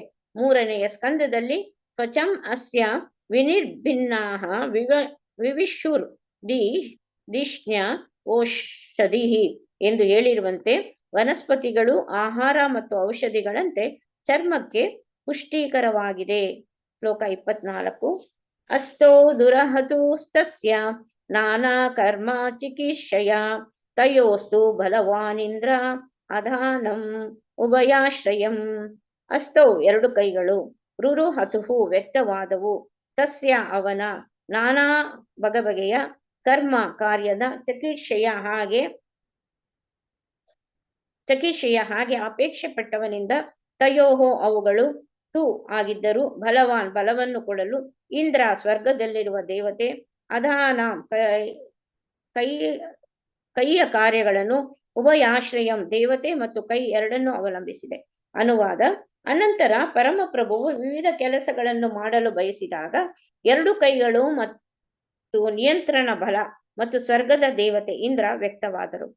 ಹಾಗೆಯೇ ಕೈಗಳನ್ನು ಮತ್ತು ದೇವತೆಗಳನ್ನು ಅವಲಂಬಿಸಿದ ಕಾರ್ಯಗಳು ವ್ಯಕ್ತವಾದವು. ಭಾವಾರ್ಥ. ಜೀವಿಯ ಇಂದ್ರಿಯಾಂಗಗಳು ಯಾವ ಹಂತದಲ್ಲಿಯೂ ಸ್ವತಂತ್ರವಾಗಿಲ್ಲ ಎಂಬುದನ್ನು ನಾವು ಪ್ರತಿಯೊಂದು ಅಂಶದಲ್ಲಿಯೂ ಪ್ರಯೋಜನಾತ್ಮಕವಾಗಿ ಗಮನಿಸಬಹುದು. ಭಗವಂತನು ಇಂದ್ರಿಯಗಳ ಪ್ರಭುವೆಂದು ಋಷಿಕೇಶ ಪ್ರಸಿದ್ಧನಾಗಿದ್ದಾನೆ. ಹಾಗೆ ಜೀವಿಯ ಇಂದ್ರಿಯಾಂಗಗಳು ಭಗವಂತನ ಇಚ್ಛೆಯಂತೆ ವ್ಯಕ್ತವಾಗಿದೆ ಮತ್ತು ಪ್ರತಿ ಅಂಗವು ಒಬ್ಬ ನಿರ್ದಿಷ್ಟ ದೇವತೆಯಿಂದ ನಿಯಂತ್ರಿತವಾಗಿದೆ. ಆದ್ದರಿಂದ ಯಾರೊಬ್ಬನು ಇಂದ್ರಿಯಗಳ ಯಾವ ರೀತಿಯ ಒಡೆತನವನ್ನು ಸಾಧಿಸುವಂತಿಲ್ಲ. ಜೀವಿಯು ಇಂದ್ರಿಯಗಳಿಂದ ನಿಯಂತ್ರಿತನಾಗಿದ್ದಾನೆ. ಇಂದ್ರಿಯಗಳು ದೇವತೆಗಳಿಂದ ನಿಯಂತ್ರಿತವಾಗಿದೆ. ದೇವತೆಗಳು ಪರಮ ಪ್ರಭುವಿನ ಸೇವಕರಾಗಿದ್ದಾರೆ. ಇದು ಸೃಷ್ಟಿ ಪದ್ಧತಿಯ ವ್ಯವಸ್ಥೆಯಾಗಿದೆ. ಎಲ್ಲವೂ ಅಂತಿಮವಾಗಿ ಪರಮ ಪ್ರಭುವಿನಿಂದ ನಿಯಂತ್ರಿತವಾಗಿದೆ. ಭೌತಿಕ ಪ್ರಕೃತಿಗೆ ಅಥವಾ ಜೀವಿಗೆ ಯಾರಿಗೂ ಸ್ವಾತಂತ್ರ್ಯವಿಲ್ಲ. ತಾನೇ ತನ್ನ ಇಂದ್ರಿಯಗಳ ಪ್ರಭುವೆಂದು ಸಾಧಿಸುವ ಭ್ರಾಂತ ಜೀವಿಯು ಭಗವಂತನ ಬಹಿರಂಗ ಶಕ್ತಿಯ ಹಿಡಿತದಲ್ಲಿರುತ್ತಾನೆ. ಜೀವಿಯು ತನ್ನ ಅಲ್ಪ ಅಸ್ತಿತ್ವದಲ್ಲಿ ಉಬ್ಬಿದವನಾಗಿರುವವರೆಗೆ ಅವನು ಭಗವಂತನ ಬಹಿರಂಗ ಶಕ್ತಿಯ ಕಠಿಣ ನಿಯಂತ್ರಣ ದೀನವಾಗಿರುತ್ತಾನೆಂದು ತಿಳಿಯಬೇಕು. ತಾನು ಸ್ವಯಂ ಮುಕ್ತಾತ್ಮನೆಂದು ವ್ಯಕ್ತಿಯು ಎಷ್ಟೇ ಹೇಳಿಕೊಂಡರೂ ಮಾಯೆಯ ಹಿಡಿತದಿಂದ ಮುಕ್ತನಾಗುವ ಪ್ರಶ್ನೆಯೇ ಇರುವುದಿಲ್ಲ. ಶ್ಲೋಕ 25. ಗತಿಂ ಜಿಗಿಷತಂ ಪಾದೋ ದುರ್ಹಾತೆ ಅಭಿಕಾಮಿಕಾಂ ಪದ್ಭ್ಯಾಮ ಯಜ್ಞ ಸ್ವಯಂ ಹವ್ಯಂ ಕರ್ಮಭಿ ಕ್ರಿಯತೆ ನೃಭಿಃ. ಗತಿಂ ಚಲನೆಯನ್ನು, ಜಿಗಿಷಿತಃ ಅಪೇಕ್ಷಿಸುವವರ, ಪಾದವು ಕಾಲುಗಳು, ರುರುಹಾತೆ ವ್ಯಕ್ತವಾದವು, ಅಭಿಕಾಮಿಕಾಂ ಉದ್ದೇಶಪೂರ್ಣವಾದ, ಪದ್ಭ್ಯಾಮ ಕಾಲುಗಳಿಂದ, ಯಜ್ಞ ಶ್ರೀ ವಿಷ್ಣುವು, ಸ್ವಯಂ ಸ್ವತಃ ತಾನೇ, ಅವ್ಯಂ ಕರ್ತವ್ಯಗಳನ್ನು, ಕರ್ಮಭಿ ವೃತ್ತಿ ಧರ್ಮಗಳಿಂದ, ಕ್ರಿಯತೆ ಮಾಡಲು ಕಾರಣವಾಗುತ್ತಾನೆ, ರುಭಿ ವಿಭಿನ್ನ ಮಾನವ ಜೀವಿಗಳಿಂದ. ಅನುವಾದ: ಅನಂತರ ಅವನು ಗತಿಯನ್ನು ನಿಯಂತ್ರಿಸಲು ಬಯಸಿದ ಕಾರಣದಿಂದ ಅವನ ಕಾಲುಗಳು ವ್ಯಕ್ತವಾದವು ಮತ್ತು ಕಾಲುಗಳಿಂದ ನಿಯಂತ್ರಣ ದೇವತೆ ವಿಷ್ಣುವು ಹುಟ್ಟಿದನು. ಆ ಕಾರ್ಯದಲ್ಲಿ ಅವನ ವೈಯಕ್ತಿಕ ಮೇಲ್ವಿಚಾರಣೆಯ ದ್ವಾರ ಎಲ್ಲಾ ವರ್ಗದ ಮಾನವ ಜೀವಿಗಳು ಅವರವರ ಕರ್ತವ್ಯವಾದ ವೃತ್ತಿ ಧರ್ಮಗಳಲ್ಲಿ ಸತತವಾಗಿ ನಿರತರಾಗಿದ್ದಾರೆ. ಭಾವಾರ್ಥ: ಪ್ರತಿಯೊಬ್ಬ ಮಾನವ ಜೀವಿಯು ಅವನ ವಿಶಿಷ್ಟ ವೃತ್ತಿ ಧರ್ಮದಲ್ಲಿ ನಿರತರಾಗಿರುತ್ತಾನೆ. ಮನುಷ್ಯರು ಅತ್ತ ಮತ್ತು ಇತ್ತ ಹೋಗುತ್ತಿರುವಾಗ ಇಂತಹ ಚಟುವಟಿಕೆಗಳು ಗೋಚರಿಸುತ್ತವೆ. ಇದು ಜಗತ್ತಿನ ದೊಡ್ಡ ನಗರಗಳಲ್ಲಿ ಬಹುಮುಖ್ಯವಾಗಿ ಕಾಣಬರುತ್ತದೆ. ಜನರು ನಗರಗಳಲ್ಲೆಲ್ಲ ಒಂದು ಸ್ಥಳದಿಂದ ಮತ್ತೊಂದು ಸ್ಥಳಕ್ಕೆ ಆಸಕ್ತಿಯಿಂದ ಹೋಗುತ್ತಾರೆ. ಈ ಚಲನವಲನವು ಕೇವಲ ನಗರಗಳಿಗೆ ಮಾತ್ರ ಮಿತಿಯಾಗಿಲ್ಲ. ನಗರಗಳ ಹೊರಗೆ ಒಂದು ಸ್ಥಳದಿಂದ ಮತ್ತೊಂದಕ್ಕೆ ಅಥವಾ ಒಂದು ನಗರದಿಂದ ಮತ್ತೊಂದಕ್ಕೆ ವಿವಿಧ ವಾಹನಗಳ ಮೂಲಕ ಕೂಡ ಆಗುತ್ತದೆ. ಮನುಷ್ಯರು ರಸ್ತೆಗಳ ಮೇಲೆ, ಕಾರು, ರೈಲುಗಳಲ್ಲಿ, ಭೂಮಿಯೊಳಗೆ ಸುರಂಗ ಮಾರ್ಗಗಳಲ್ಲಿ ಮತ್ತು ಆಕಾಶದಲ್ಲಿ ವಿಮಾನಗಳ ಮೂಲಕ ವ್ಯಾಪಾರದಲ್ಲಿ ಯಶಸ್ಸಿನ ಉದ್ದೇಶಕ್ಕಾಗಿ ಚಲಿಸುತ್ತಾರೆ. ಆದರೆ ಈ ಎಲ್ಲಾ ವಲನಗಳ ನಿಜವಾದ ಉದ್ದೇಶ ಸುಖ ಜೀವನಕ್ಕೋಸ್ಕರ ಸಂಪತ್ತಿನ ಗಳಿಕೆಯೇ ಆಗಿದೆ. ಈ ಸುಖ ಜೀವನಕ್ಕಾಗಿಯೇ ವಿಜ್ಞಾನಿ, ಕಲಾವಿದ, ಯಂತ್ರಶಿಲ್ಪಿ, ತಾಂತ್ರಿಕರೆಲ್ಲರೂ ಮಾನವ ಚಟುವಟಿಕೆಯ ವಿವಿಧ ಶಾಖೆಗಳಲ್ಲಿ ತೊಡಗಿರುತ್ತಾರೆ. ಆದರೆ ಮಾನವ ಜೀವನದ ಉದ್ದೇಶ ಪೂರ್ಣತೆಗಾಗಿ ಚಟುವಟಿಕೆಗಳನ್ನು ಹೇಗೆ ಮಾಡಬೇಕೆಂದು ಅವರಿಗೆ ತಿಳಿದಿಲ್ಲ.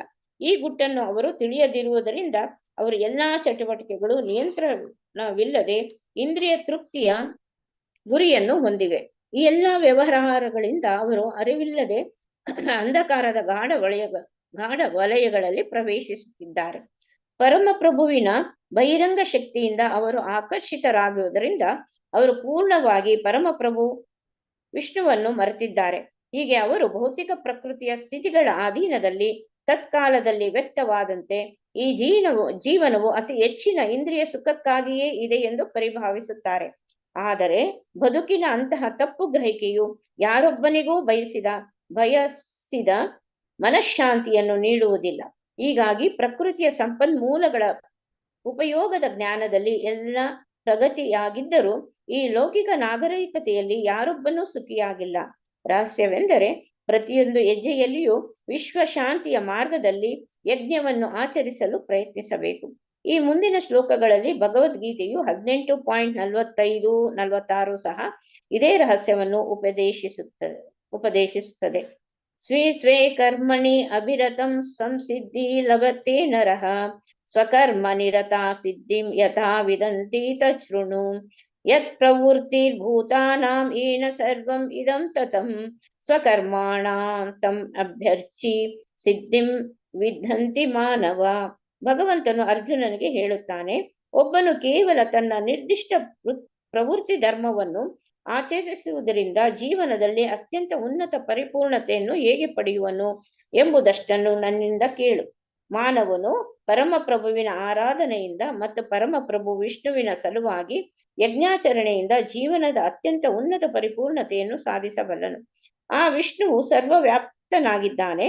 ಅವನ ನಿಯಂತ್ರಣದಿಂದಾಗಿ ಪ್ರತಿಯೊಬ್ಬ ಜೀವಿಯು ಅವನ ಪ್ರವೃತ್ತಿಗನುಗುಣವಾಗಿ ಅಪೇಕ್ಷಿತ ಸೌಲಭ್ಯಗಳನ್ನು ಪಡೆಯುತ್ತಾನೆ.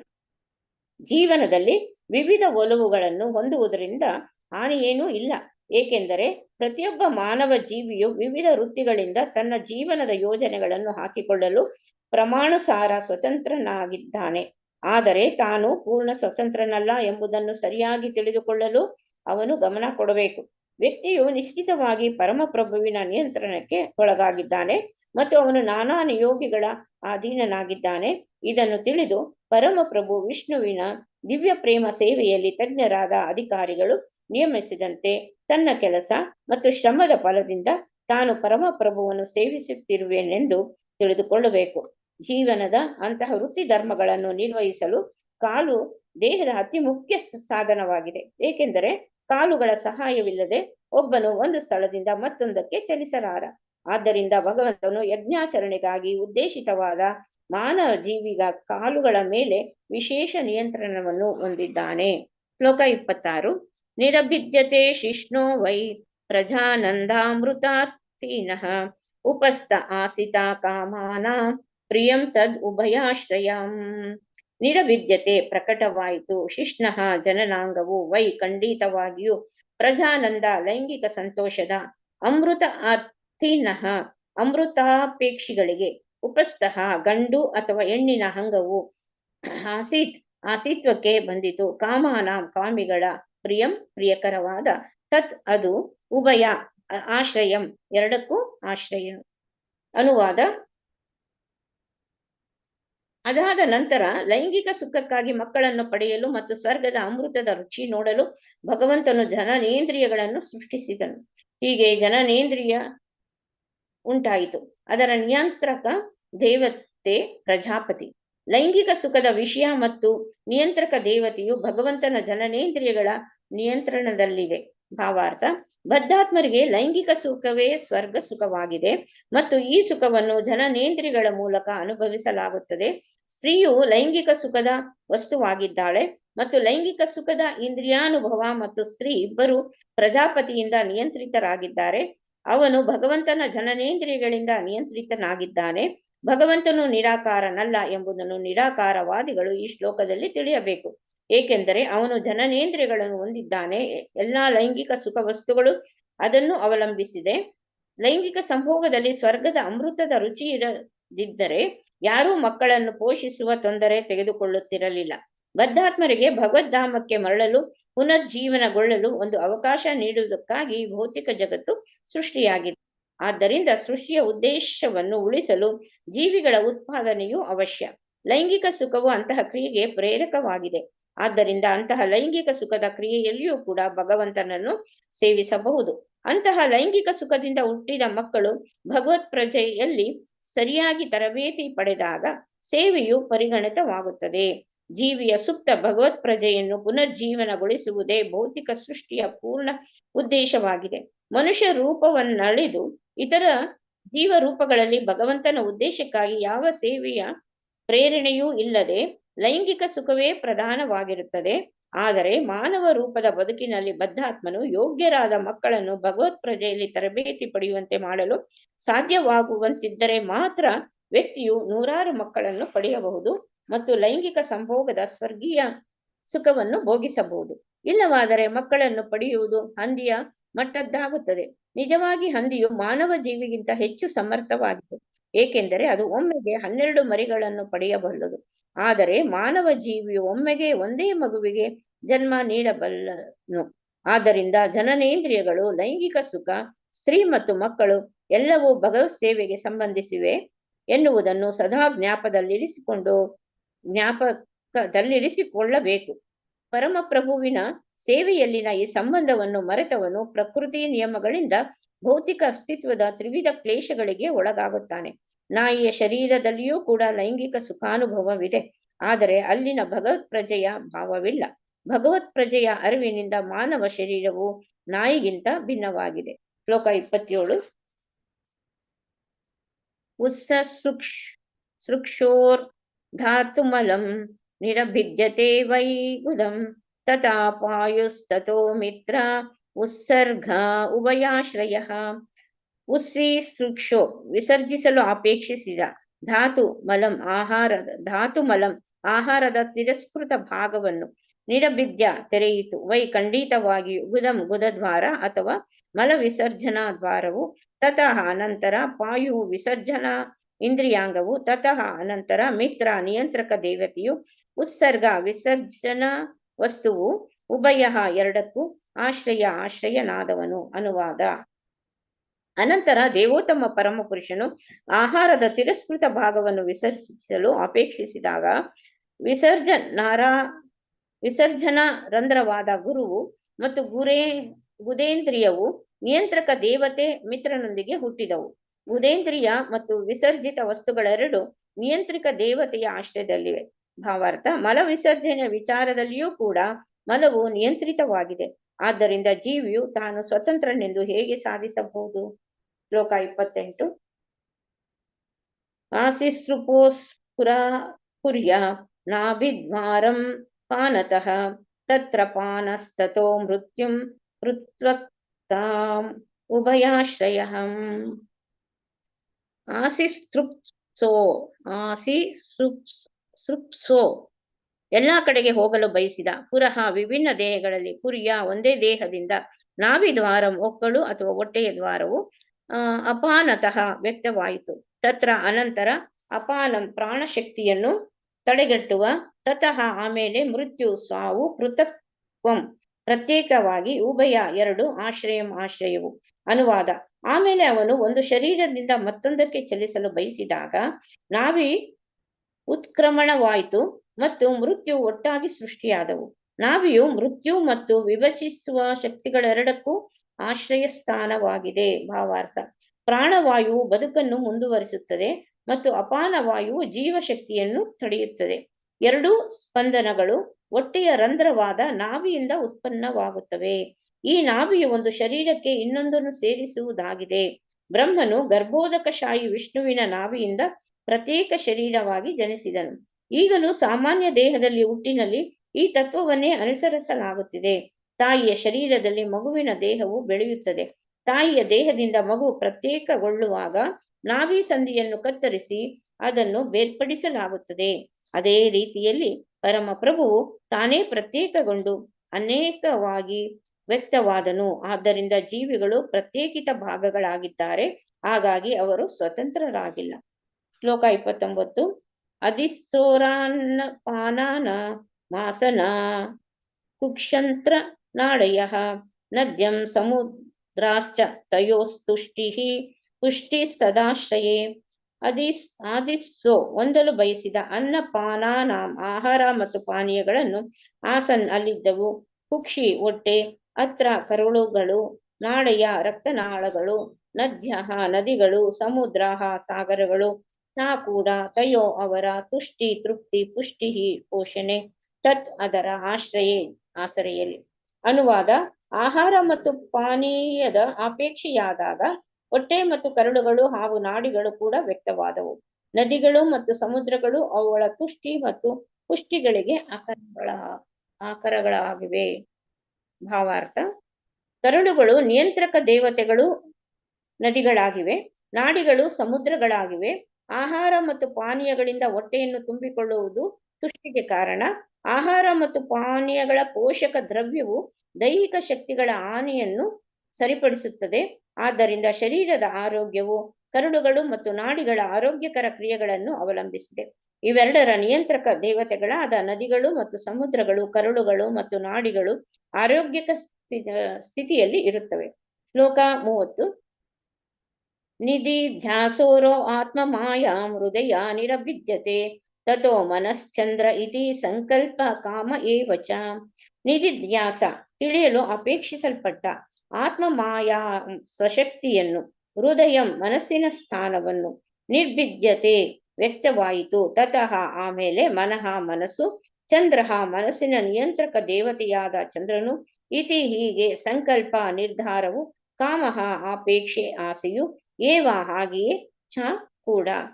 ಅನುವಾದ: ತನ್ನ ಸ್ವಂತ ಶಕ್ತಿಯ ಚಟುವಟಿಕೆಗಳನ್ನು ಕುರಿತು ಚಿಂತಿಸಲು ಬಯಸಿದಾಗ ಹೃದಯ ಮನಸ್ಸಿನ ಪೀಠ, ಮನಸ್ಸು ಚಂದ್ರ ಸಂಕಲ್ಪ ಮತ್ತು ಎಲ್ಲಾ ಬಯಕೆಗಳು ವ್ಯಕ್ತವಾದವು. ಭಾವಾರ್ಥ: ಪ್ರತಿಯೊಬ್ಬ ಜೀವಿಯ ಹೃದಯವು ದೇವೋತ್ತಮ ಪರಮಪುರುಷನ ಸ್ವಾಂಶ ವಿಸ್ತರಣೆಯಾದ ಪರಮಾತ್ಮನ ಪೀಠವಾಗಿದೆ. ಅವನಿಲ್ಲದೆ ಜೀವಿಯು ಪೂರ್ವ ಕರ್ಮಾನುಸಾರ ಕಾರ್ಯಶಕ್ತಿಗೆ ಒಳಗಾಗಲಾರ. ಭೌತಿಕ ಜಗತ್ತಿನಲ್ಲಿ ಬದ್ಧರಾಗಿರುವ ಜೀವಿಗಳು ಅವನಲ್ಲಿರುವ ಒಲವಿಗೆ ಅನುಗುಣವಾಗಿ ಸೃಷ್ಟಿಯಲ್ಲಿ ವ್ಯಕ್ತರಾಗುತ್ತಾರೆ.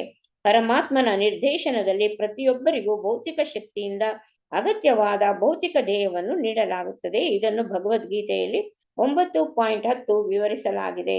ಆದ್ದರಿಂದ ಪರಮಾತ್ಮನು ಬದ್ಧಾತ್ಮನ ಹೃದಯದಲ್ಲಿರುವಾಗ ಬದ್ಧಾತ್ಮನಲ್ಲಿ ಅವಶ್ಯವಾದ ಮನಸ್ಸು ವ್ಯಕ್ತವಾಗುತ್ತದೆ. ಹೇಗೆ ಒಬ್ಬನು ನಿದ್ದೆಯಿಂದ ಎಚ್ಚೆತ್ತ ನಂತರ ತನ್ನ ಕರ್ತವ್ಯ ಪ್ರಜ್ಞೆ ಹೊಂದುತ್ತಾನೋ ಹಾಗೆ ತನ್ನ ವೃತ್ತಿ ಪ್ರಜ್ಞೆಯನ್ನು ಹೊಂದುತ್ತಾನೆ. ಆದ್ದರಿಂದ ಪರಮಾತ್ಮನು ಅವನ ಹೃದಯದಲ್ಲಿ ಕುಳಿತ ಮೇಲೆ ಜೀವಿಯ ಭೌತಿಕ ಮನಸ್ಸು ಬೆಳೆಯುತ್ತದೆ. ಆಮೇಲೆ ಮನಸ್ಸು ನಿಯಂತ್ರಕ ದೇವತೆ ಚಂದ್ರ, ಅನಂತರ ಮನಸ್ಸಿನ ಚಟುವಟಿಕೆಗಳು, ಚಿಂತನೆ, ಭಾವನೆ, ಇಚ್ಛೆ ಎಲ್ಲವೂ ಉಂಟಾಗುತ್ತದೆ. ಹೃದಯವು ವ್ಯಕ್ತವಾಗದೆ ಮನಸ್ಸಿನ ಚಟುವಟಿಕೆಗಳು ಆರಂಭವಾಗುವುದಿಲ್ಲ. ಭಗವಂತನು ಭೌತಿಕ ಸೃಷ್ಟಿಯ ಚಟುವಟಿಕೆಗಳನ್ನು ನೋಡಲು ಬಯಸಿದಾಗ ಹೃದಯವು ವ್ಯಕ್ತವಾಯಿತು. ಶ್ಲೋಕ 31.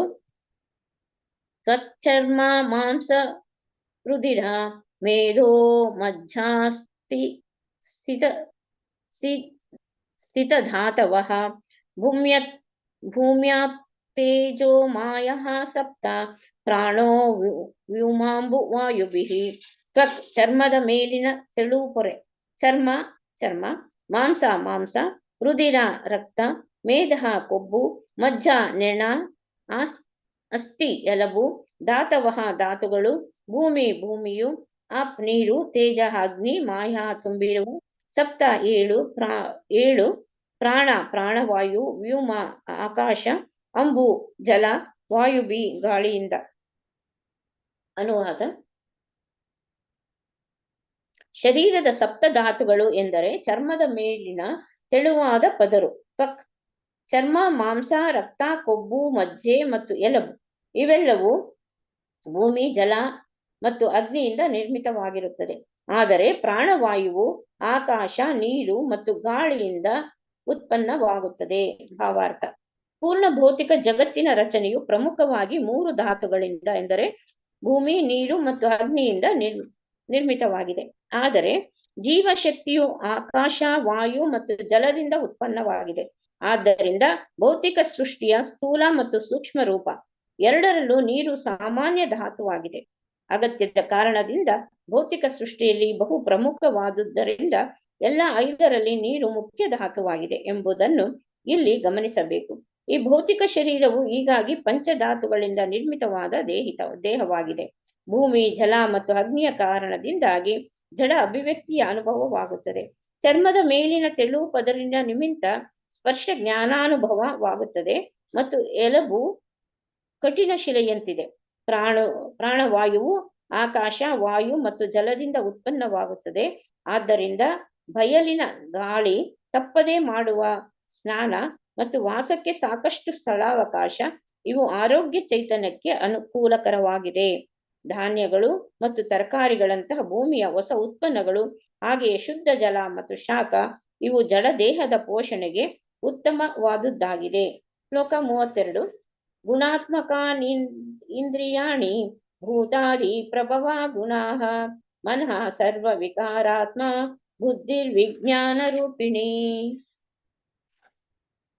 ಗುಣ ಆತ್ಮಕಾನಿ ಗುಣಗಳಲ್ಲಿ ಆಸಕ್ತವಾದ, ಇಂದ್ರಿಯಾಣಿ ಇಂದ್ರಿಯಗಳು, ಭೂತ ಆದಿ ಭೌತಿಕ ಅಹಂಕಾರದ, ಪ್ರಭವಾಹ ಪ್ರಭಾವದಿಂದ, ಗುಣಾಹ ಭೌತಿಕ ಪ್ರಕೃತಿಯ ಗುಣಗಳು, ಮನಃ ಮನಸ್ಸು, ಸರ್ವ ಎಲ್ಲವೂ, ವಿಕಾರ ಬಾಧೆಯ, ಸುಖ ಮತ್ತು ದುಃಖದ, ಆತ್ಮರೂಪವು ಬುದ್ಧಿ, ಬುದ್ಧಿಶಕ್ತಿಯು ವಿಜ್ಞಾನ ಆಲೋಚನೆಯ ರೂಪಿಣಿ ಲಕ್ಷಣವಿಲ್ಲದ್ದು. ಅನುವಾದ: ಇಂದ್ರಿಯಾಂಗಗಳು ಪ್ರಕೃತಿ ಗುಣಗಳಿಗೆ ಹೊಂದಿಕೊಂಡಿರುತ್ತವೆ ಮತ್ತು ಪ್ರಕೃತಿ ಗುಣಗಳು ಅಹಂಕಾರದ ಉತ್ಪನ್ನಗಳಾಗಿವೆ. ಮನಸ್ಸು ಎಲ್ಲಾ ಬಗೆಯ ಭೌತಿಕ ಅನುಭವಗಳಿಗೆ ಸುಖ ಮತ್ತು ದುಃಖ ಅಧೀನವಾಗಿದೆ ಮತ್ತು ಬುದ್ಧಿಶಕ್ತಿಯು ಮನಸ್ಸಿನ ಆಲೋಚನೆಯ ಲಕ್ಷಣವಾಗಿದೆ. ಭಾವಾರ್ಥ: ಭೌತಿಕ ಪ್ರಕೃತಿಯಿಂದ ಭ್ರಾಂತಿಗೊಂಡ ಜೀವಿಯು ತನ್ನನ್ನು ಅಹಂಕಾರದೊಂದಿಗೆ ಗುರುತಿಸಿಕೊಳ್ಳುತ್ತಾನೆ. ಇನ್ನೂ ಸ್ಪಷ್ಟಪಡಿಸುವುದಾದರೆ, ಜೀವಿಯು ಭೌತಿಕ ಶರೀರದಿಂದ ಬಂಧಿತನಾದಾಗ ತಾನು ಚೇತನಾತ್ಮನೆಂಬ ತನ್ನ ಸ್ವಂತ ಗುರುತನ್ನು ಮರೆತು ತನ್ನನ್ನು ಕೂಡಲೇ ದೈಹಿಕ ಸಂಬಂಧಗಳೊಡನೆ ಗುರುತಿಸಿಕೊಳ್ಳುತ್ತಾನೆ. ಈ ಅಹಂಕಾರವು ವಿವಿಧ ಪ್ರಕೃತಿ ಗುಣಗಳೊಂದಿಗೆ ಕೂಡಿಕೊಳ್ಳುತ್ತದೆ. ಹೀಗೆ ಇಂದ್ರಿಯಗಳು ಪ್ರಕೃತಿ ಗುಣಗಳಿಗೆ ಹೊಂದಿಕೊಳ್ಳುತ್ತವೆ. ವಿವಿಧ ಭೌತಿಕ ಅನುಭವಗಳ ಭಾವನೆಗೆ ಮನಸ್ಸು ಸಾಧನವಾಗಿದೆ. ಆದರೆ ಬುದ್ಧಿಯು ಆಲೋಚನಾತ್ಮಕವಾಗಿದೆ ಮತ್ತು ಪ್ರತಿಯೊಂದನ್ನು ಒಳ್ಳೆಯದಕ್ಕಾಗಿ ಪರಿವರ್ತಿಸಬಲ್ಲದು. ಆದ್ದರಿಂದ ಬುದ್ಧಿವಂತ ವ್ಯಕ್ತಿಯು ಬುದ್ಧಿಯ ಸರಿಯಾದ ಬಳಕೆಯಿಂದ ಭೌತಿಕ ಅಸ್ತಿತ್ವದ ಮಾಯೆಯಿಂದ ಮುಕ್ತಿಯನ್ನು ಸಾಧಿಸಬಲ್ಲನು. ಬುದ್ಧಿವಂತ ವ್ಯಕ್ತಿಯು ಭೌತಿಕ ಅಸ್ತಿತ್ವದ ವಿಷಮ ಸ್ಥಿತಿಯನ್ನು ಪತ್ತೆ ಮಾಡಬಲ್ಲ. ಹೀಗೆ ತಾನು ಏನು, ನಾನಾ ಬಗೆಯ ಕ್ಲೇಶಗಳಿಗೆ ಏಕೆ ಗುರಿಯಾಗಿದ್ದೇನೆ ಮತ್ತು ಸಕಲ ಕ್ಲೇಶಗಳಿಂದ ಹೇಗೆ ಬಿಡುಗಡೆ ಪಡೆಯಬೇಕು ಎಂದು ಪ್ರಶ್ನಿಸಲು ಪ್ರಾರಂಭಿಸುತ್ತಾನೆ. ಹೀಗೆ ಒಳ್ಳೆಯ ಸಹವಾಸದಿಂದ ಒಬ್ಬ ಮುಂದುವರಿದ ಬುದ್ಧಿವಂತ ವ್ಯಕ್ತಿಯು ಆತ್ಮ ಸಾಕ್ಷಾತ್ಕಾರದ ಉನ್ನತ ಜೀವನದತ್ತ ತಿರುಗಬಹುದು. ಆದ್ದರಿಂದ ಬುದ್ಧಿವಂತ ವ್ಯಕ್ತಿಯು ಮುಕ್ತಿ ಮಾರ್ಗದಲ್ಲಿರುವ ಮಹಾ ಋಷಿಗಳ ಅಥವಾ ಸಂತರ ಸಹವಾಸ ಮಾಡಬೇಕೆಂದು ಸಲಹೆ ನೀಡಲಾಗಿದೆ. ಅಂತಹ ಸಹವಾಸದಿಂದ ಉಪದೇಶಗಳನ್ನು ಪಡೆಯಬಹುದು. ಅವು ಬದ್ಧ ಆತ್ಮನ ಜಡಾಸಕ್ತಿಯಿಂದ ತಗ್ಗಿಸಬಲ್ಲವು.